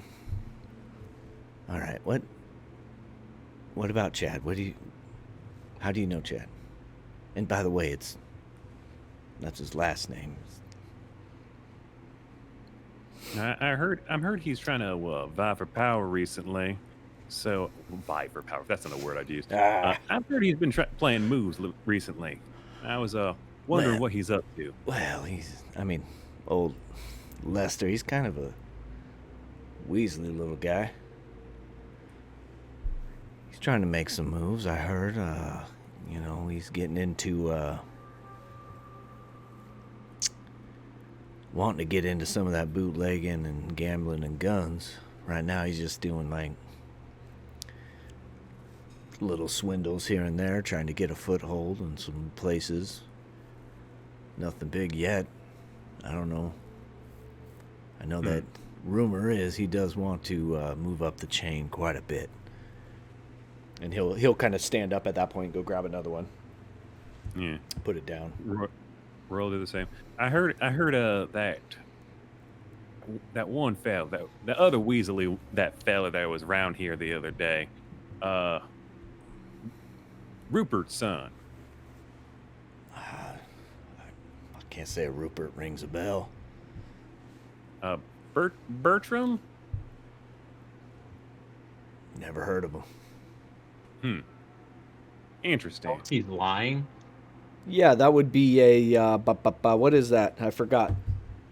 You're good at it though. We talked about it.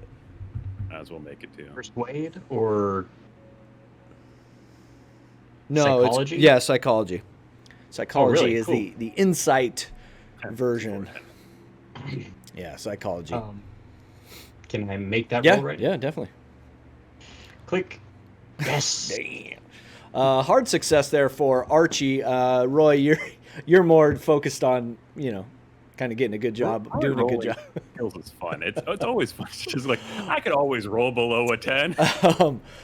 Archie, you can tell that when Roy said Bertrand and Rupert, it didn't really faze him. Nothing is kind of like triggering within you that he could be lying. Have you heard about a Devin Black? How about that one? Man, I I thought you wanted to know about criminals, man. I interrupt him and I go, "We do. Yeah, Are you sure you don't know?" those names sound like the exact opposite of a criminal. Lester Chadbaker sounds like one of the rough and tumble type. Devin Black, that's not even a real name. Well, that's what criminal names are. But of course, people on the folks that is the opposite of criminals often are a lot more like them than you'd think. But yeah, I get what you're saying. He gets up, grabs the last bag that's sitting there, puts it on the edge of the car, the train car. Last one. Mm-hmm. Okay. Well, thank you for your time. And you keep those, what was it, 5 children this time? I had to get Keep more milking. and more every time. Yeah. Keep multiplying like rabbits. Had 4 the other day. More like rats. He hops down, starts to push the little wagon flatbed cart down the trail there to go take it to the next spot. And as we, because I assume we're trying to walk away a little bit, I'm walking backwards a little bit with one hand in my pocket, and I'm like, speaking of, because he said a rat. And then He kind of gives you a thumb up over his shoulder as he's pushing along. Good. He's a good feller. Yeah, like, I mean, he messes with the wrong crowd, but so do I. So, he's a good man. By the way, I was thinking though, sounds like our good buddy, not Rupert, Weaselly Mobo. That guy, Bertram. That's it. That's the name. come on, Roy. You think I'd remember something, but it's not. I just keep hearing Pocket Weasel for some reason. I don't know why. Anyways, it sounds like this whole business with this pier and Bertram ain't had nothing to do with the mystic stuff. It's more of a, maybe that's why he's so interested in it box. Maybe he's in debt. In might debt to be the right. wrong people and having to work with some other people. Well, I know for certain he's lying through his teeth. Oh yeah. Oh man. He's lower than a snake in a rut. I'll tell you what. So what, dear Roy, ought we to do about this? Well, I think we should go meet up with the others, and then we'll see where we go from there. Is the general store, is it? Or I believe that's where they went. I would imagine you would have met up at the Gazette. Or the Yeah. Gazette. Yeah. To the Gazette, Roy. Because yeah, you were doing this while they were at the store, and then we'll kind of converge. Yeah, so you guys, you're already on that northern side of Arkham. Teddy and Lewis are heading over to the Gazette. It's pretty close to, within a block or two of the other speakeasy, north side of town. Small building, kind of like sandwiched in between 2 other buildings, stone front, like brick front, 2 or 3 steps that go inside. Skinny building that you can tell goes further back. Little signage on the front says Arkham Gazette. Sign in the window says reporter wanted. Teddy, do you have any interest in going inside, or are you more comfortable in the car? If you want me to come in, I'll come in. But I don't know what I would add if you're just catching up with some old friends there. Well, I'll leave it up to you. But it looks like they are looking for reporters, and that's in my field of work. So maybe I can get a foot in the door and maybe find something out. Then I'll probably stay here. You don't really want to tag along if you're going to inquire after a job. You're a grown man. You can get a job by yourself. I can. Thank you very much, Teddy. And I step out of the car and make my way to the front door. I'll turn the car off and just kind of chill. Yeah, and as you step out, Lewis, you see Roy and Archie coming by on their motorcycle. Give a wave. You walk up the 2 steps, open the door. As you open the door, the little bell hits the top. Ding, ding, ding, ding. And you see this kind of short, pudgy man walk out from the back. Round glasses, kind of balding on top, chubby cheeks, kind of bow tie, definite sweat stains. You here for the job? Actually, I am. Good. Willard do I Peck. Willard Peck. Oh, Willard Peck. I've actually read your work. Nice to meet you. My name's Lewis Holloway. Yeah, my work circulates all of Arkham. Yeah. Holloway, huh? Yes. What kind of writer, reporter? What do you do? A little bit of investigative journalism. He kind of like furrows his brow a little bit, pushes up his glasses. Into investigating, huh? Yes. All right. Like what? Petty crime? A little bit of petty crime, a little bit of maybe some business. Oh. Little of this, little of that. Whatever the Arkham Gazette needs. Well, we're here about putting true stories out there and making sure positive light is shed on the citizens of Arkham. So any other reports contrary are not welcome here. You have to go to the other paper across the way. Oh, the other paper.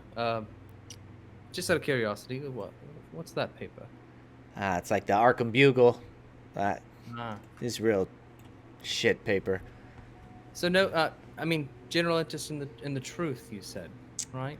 But only the good truth. Yeah. Okay. And are you hiring today? But you must have saw the sign in the window, of course. I would have taken it down if we weren't hiring. Do you need to see any of my work? Do you have some on you? Do you carry the Times? The Times? London Times. Thought you sounded kind of funny. London Times? No. No. By the way, I'm sure you've heard of it. what is that in your pocket? Which pocket? That you got like whatever pocket you put your dynamite in. Okay. You see, yeah, not the leaf, but the dynamite is kind of like Okay. bulging out a little bit. This is just I put my Oh. cigars in there. Sure. Come on. All right. I So- picked it up at the general store. Don't they sell cigars there? Right. That's Right. what the man told me behind the counter. All right. So, you want a job. You used to work for the London Time. Right. All right. I may have something for you. Yeah, maybe you have a story, something to test my Yeah, mental. yeah. You do the first one for free, and then we'll see what happens after. Okay. I can agree to that. Good. Well, we got a call came in late last night. Missing person over in Ross's Corners. A Maggie McFurter. Maggie McFurter. Yeah. Okay. You find out what happened and let us know. They want us to put a missing persons report out, and I'm not willing to do it until we find out for sure. And you don't think that's a job for the police? I mean, have they been involved? Well, I'm sure they're on it as well, but they want I mean, us to. I would get to the bottom of this. They yes. want us to put the missing persons in the Arkham Gazette. I'm not going to do it if it's not. She's not True. truly missing. You see? Right. And you said Ross's Corner. Yeah. You know where Okay. that's at, Mr. London? I do. Thank you. Good. Yeah, you do that and you come back. You make it back. We'll see about more work for you. Right. Have you read? You've read my work, of course. I've flipped through a couple pages. Good. Did you say the Bugle was hiring? What, are you gonna use leverage here? You're leveraging my offer, the Bugle? No. Just curious. No, they aren't I hiring. investigate every thread. They're probably closing their doors. Hmm. At least I hope they are. Well, that's good information to have. I will look into it. It was very nice to meet you, sir, and I plan on coming back with good news. Yeah, make it quick. We want to try to get this out ASAP. Or not get it out. I mean, maybe you find Maggie McFurter, she's a runaway. Who knows? Maybe. Any leads at all before I get started? I gave you what That's your That's job, investigator. Okay, I thought we were fellow writers. Maybe you could have given me a hand, but no, that's fine. Nope, that's fine. I am a writer of powerful prose. You are the investigator. All right. Okay. Well, have a good day, sir. It was very nice to meet you. Very nice. Okay. And I just turn out the door. And as I head out, I'm going to remove that stick of dynamite. I don't know if I'm carrying a pack. I think I'm carrying a pack. I think you have like your like satchel where your deal. where your ball python's in. Yeah, I'm gonna discreetly try to tuck that in there, realizing the error of my ways. And everyone's together, maybe hanging out by the car. Yeah. Archie, did Lewis just take dynamite out of his pocket and put it to his bag? He might have, Roy. And actually, I walk up to Shake my Roy. head at Lewis. Guys, hi. What Did Teddy doing? Oh, I was just inquiring about a job. Tell you about that in a minute. I got some interesting news about what I purchased here. My first official purchase here in America. Yeah. Get a load of this souvenir he wants to take home. Yes, it was fascinating. You can't buy that in London. The kind gentleman at the general store sold me dynamite. That sounds about right. Right, is that he made it seem like it was a very common purchase. I mean, it's a bit more common up north, but like down south, when we use it for farming. For farming, okay. Yeah. None of you would happen to be Sometimes fishing. professional in handling such products, would you? I mean, I don't mind carrying it, but the use, I'm not a fan of weapons per se. But he sold me on it. I couldn't Wait a minute now. You are a big enough man to buy the dynamite, but now you don't want to use it? Well, I mean, I would carry it. But everyone's making it seem like this is not something I should have. If it makes you feel better, Teddy always gives me a look when I bring the dynamite too, so it's all right. All right, well, I'll continue to hold on to I this. don't have it on me right now though, because like, why would I have dynamite on me right now? Right, that's the look you all keep giving me. So, right. But I found out some very interesting news. I got a story to check up on at some point. There's a missing person near Ross's Corner. One Maggie McFurter. Well, that sounds like some fine information. And if I remember, isn't that where the farmhouse is, near Ross's Corner? Yeah. Mm-hmm. Okay. Well, it seems like we have something to look forward to when we get there. Oh, by the way, Roy opens his mouth and expositions all the information that we learned. Me and Archie learned. Gotcha. That's a really good way of putting it. Yeah. Okay. You see, we think minds, we transfer information. As you guys are having this conversation, you see Peck pull up the blinds in the front window of the Gazette, and he takes out the little placard of help wanted, closes the blinds real quick. Yeah, looks like you got a job. I think I did. I'm not getting paid for it, unfortunately, but I did get the start of a job. Nah, it's all right. Is that how they do it here in America? Work first, pay later. Looks at the internship program in modern day America. We don't talk about that. I mean, that's social commentary now. Yeah. I mean, you should be getting payment on delivery of your product. Be normal. Right. I mean, I wouldn't expect him to pay you right now for a story you're going to deliver in a couple weeks, but I'd have recommended you didn't wager or bargain. No, Like I did not. I just was. you could have at least got the price of your camera. I would hope. That would have been something I should have thought of in the moment. But no, I didn't. I was just excited to get a job. I came here with nothing but to see Rupert, so.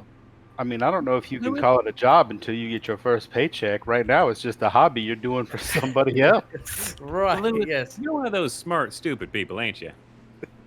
I now. take offense to that. What?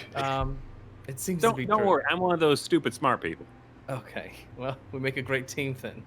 You did not make this better, Roy. With The that end last to my comment you gang, said. Roy. Well, I wouldn't know, but I would know better because I'm stupid. See? But the more pressing matter, gentlemen, is that I would really like to go to the farmhouse or something. It seems Yeah, to what be time our of day next are we logical looking at? step. Yep. I think we all About agreed at the noon same PM? time.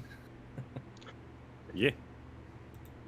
The only other thing we can do is check on Lewis. No, Black. Whoever his name is, Black. Devin Black. Devin Black. What- I don't know. What time of day is it? Have we run up on lunchtime? Yeah, I'm gonna say it's pushing close to like 12:30, 1 Okay. o'clock.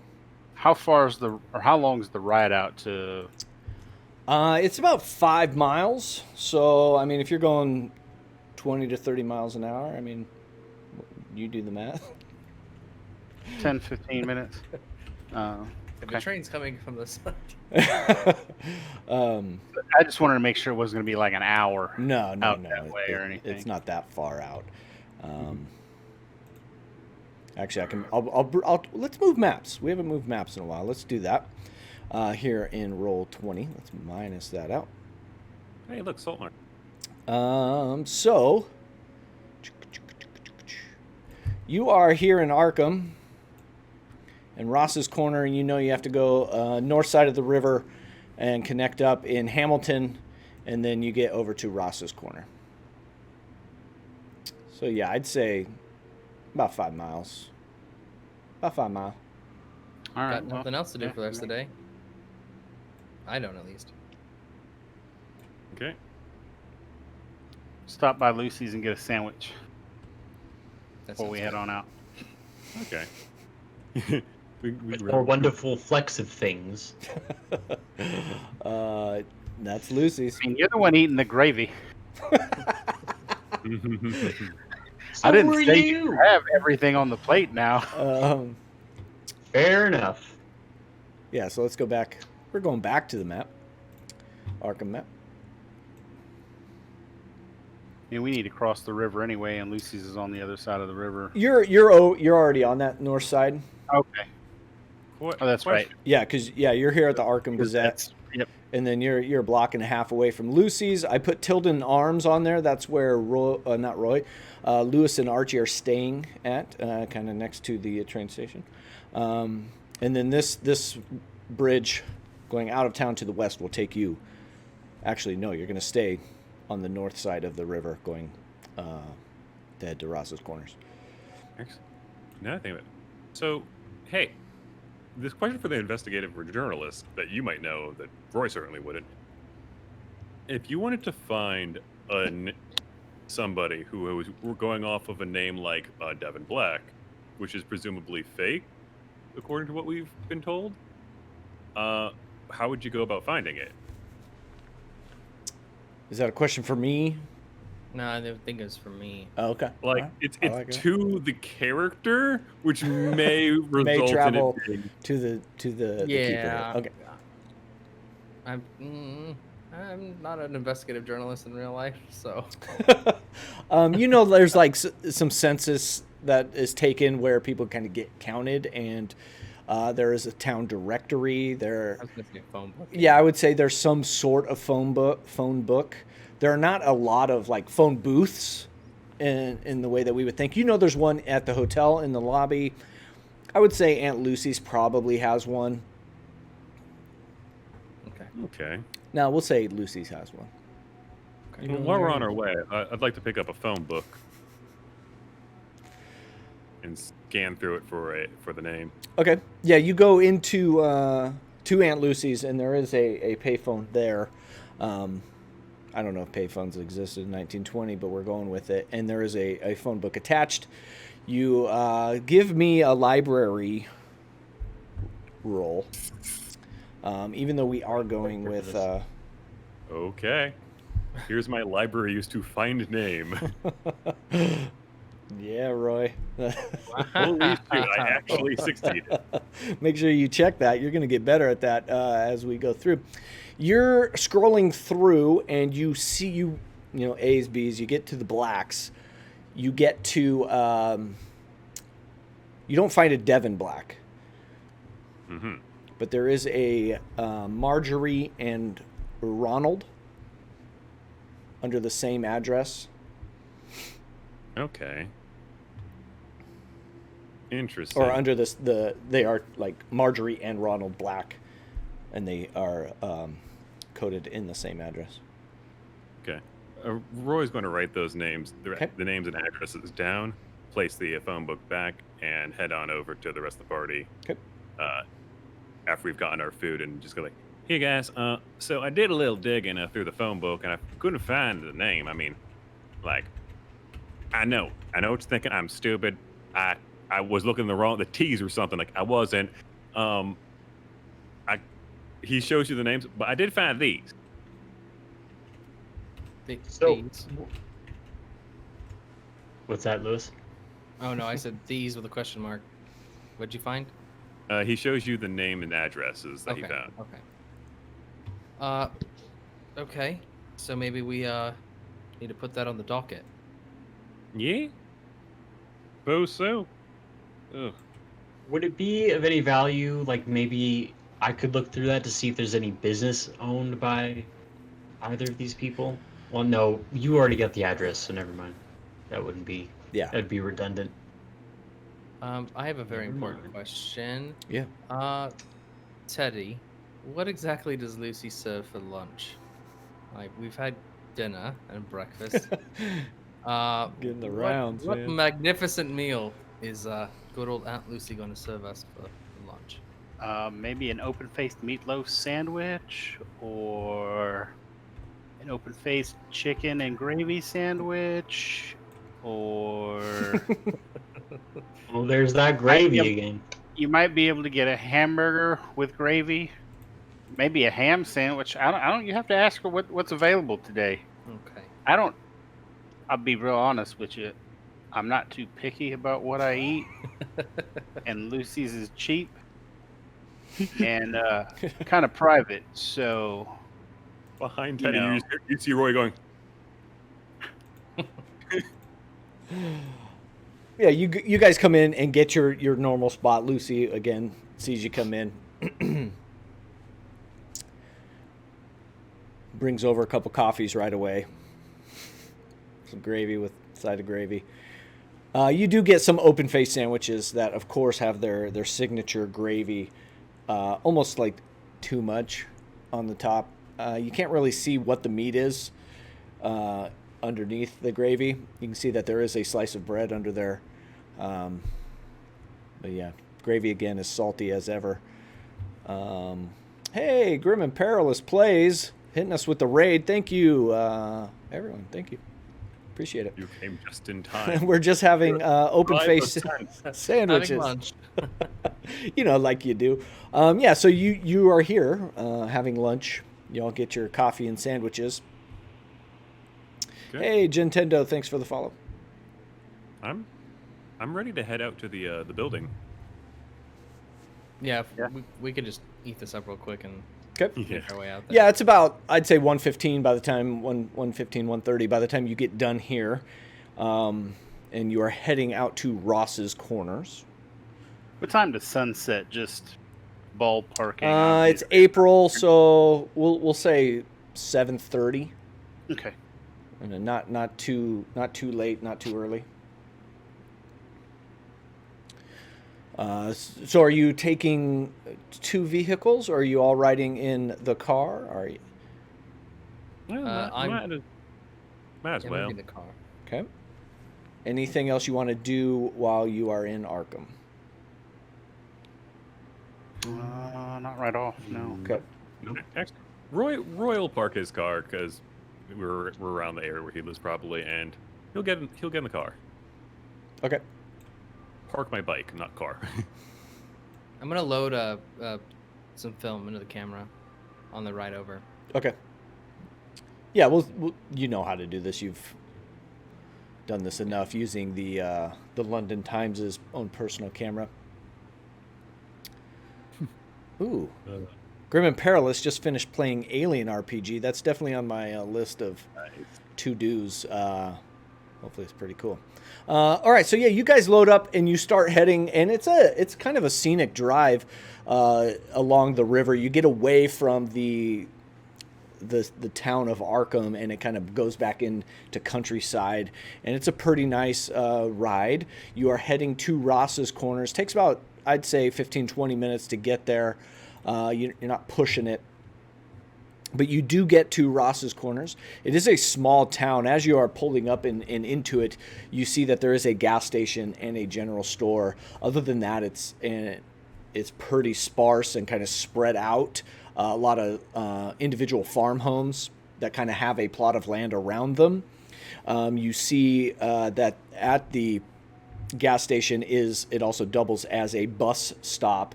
And I think Roy and Archie, you would know that a bus comes through in the morning, leaving Arkham, stops there, going further west, or actually it'd be south, and then comes back through in the evening time.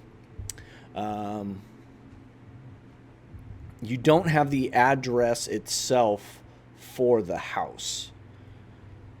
So I imagine No, you're but I know it's on Boone Road. So. Oh yeah, you do know it's on Boone Road. You don't know where Boone Road is. That's right. Right.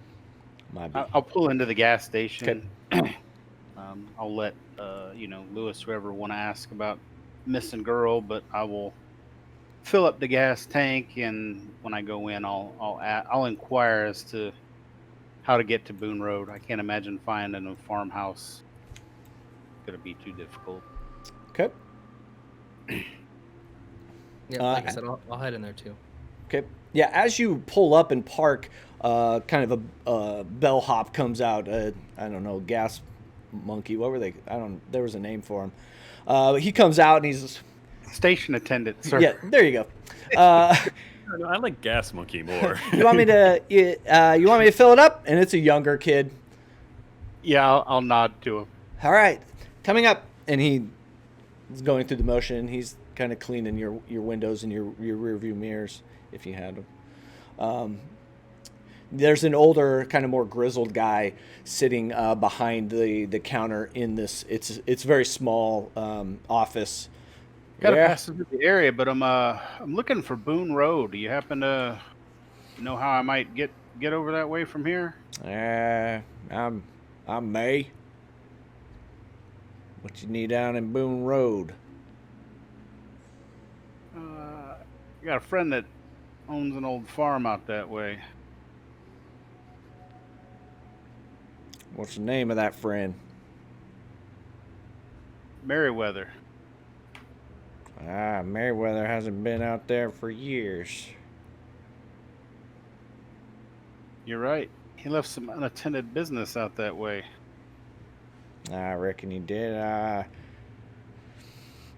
I can tell you where it's at. I'd be much obliged. Yeah, get to Boone Road. You're going to go out of town to the west. You're going to turn left down the path. About 2 miles in. You get to that tree, there's going to be a big old tree. It looks like got hit by lightning. It's you're going to turn right there. It's at the entrance to the driveway. Hate to be a bother, feller, but you seem a little bit wary about Boone Road. Nobody goes out there. No one goes out there? Something Nah. happened out there?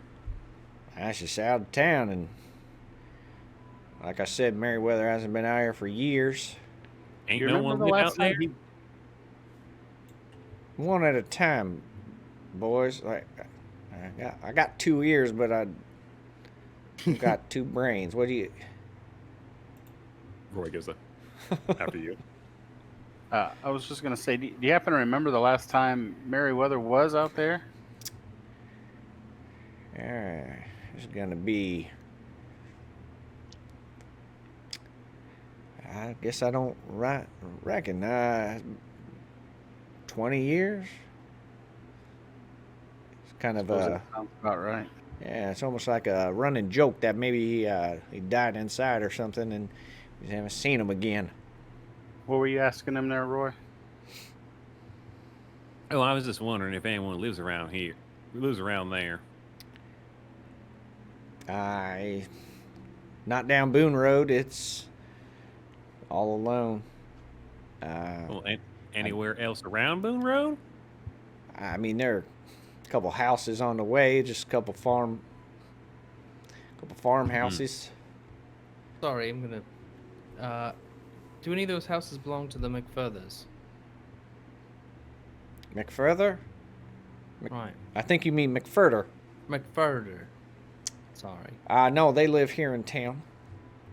Right. Are they normally home this time of day? I mean, are most people probably at work? And then what? Just one final question. Have you has Maggie been around lately? Does she ever visit the store?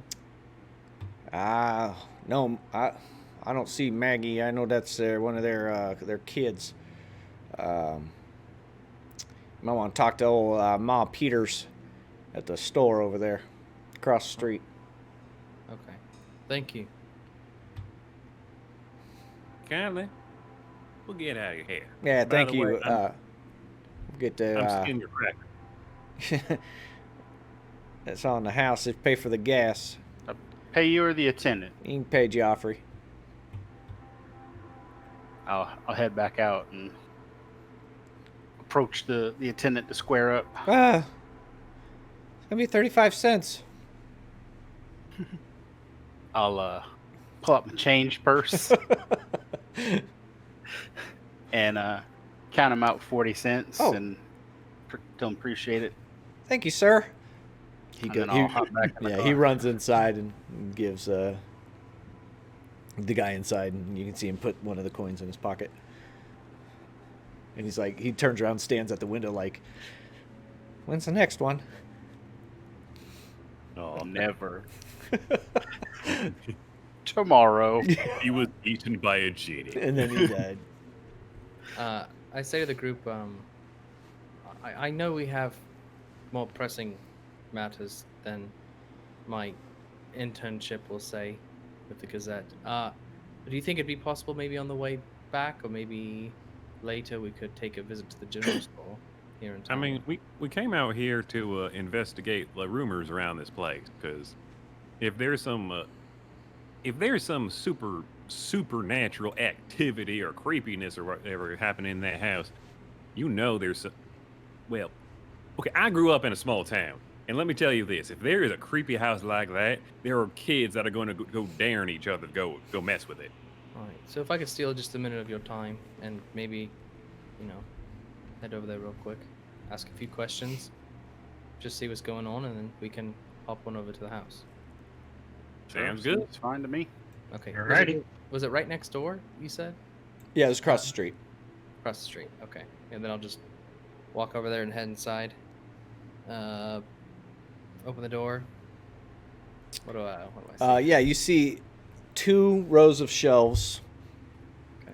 one checkout counter, and you see all you can see behind the row of shelves is kind of this hair that's pulled up into a bun, salt and pepper gray, kind of bobbing back and forth. I just politely knock on a shelf or something. Excuse me. Can I get a moment of... Yeah, let me finish sweeping up here. And you can hear the broom now kind of bristling on the floor. She comes walking out of the aisles with dustpan and broom in hand. Kind of dumps it behind the counter. What do you need? Can I help you with? Ma Peters, correct? That's my name. I was actually just sent over from across the street. Could I ask you a few questions? Just about the town. I'm from out of town. I guess. What? Go ahead. It's a good thing it's you. Give me that appearance roll. Okay.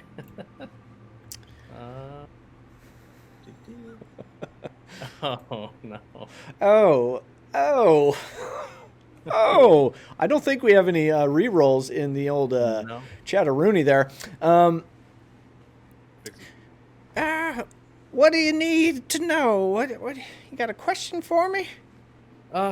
Well, I had some friends, the McFurters, and I was trying to find out where they were. More specifically, actually, about Maggie. Has she been by lately? They told me I could find her here. Maggie McFurter. Yeah, she did not show up for work today. Oh, That's why was she at work yesterday? I was doing the sweeping. Yeah,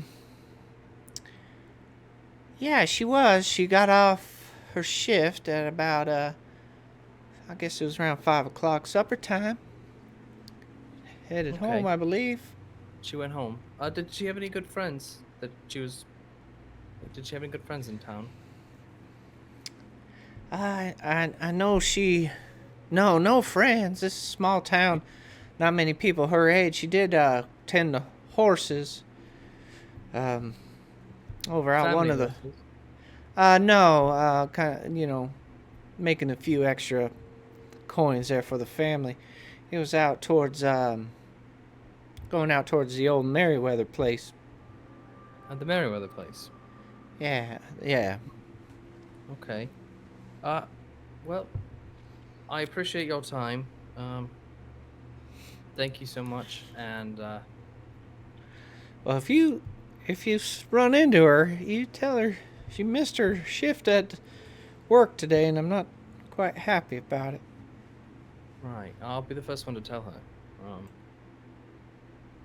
Did you guys have a good relationship before I go? She was a fine young lady, did fine work, and I didn't mind having her in the store. We talk a lot about those horses that she would tend to.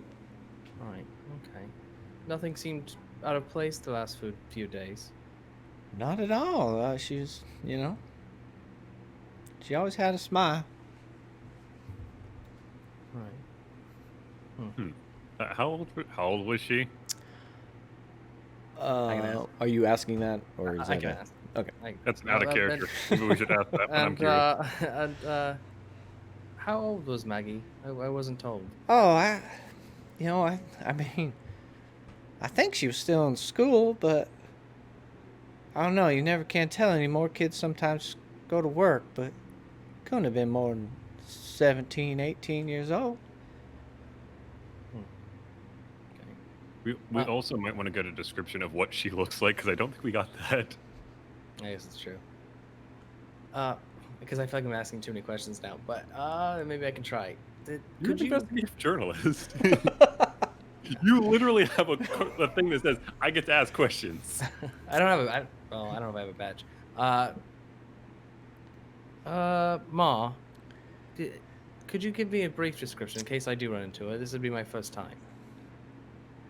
Oh, Maggie, she's got that strawberry blonde hair. She's got a few freckles on her face. Like I said, always smiling.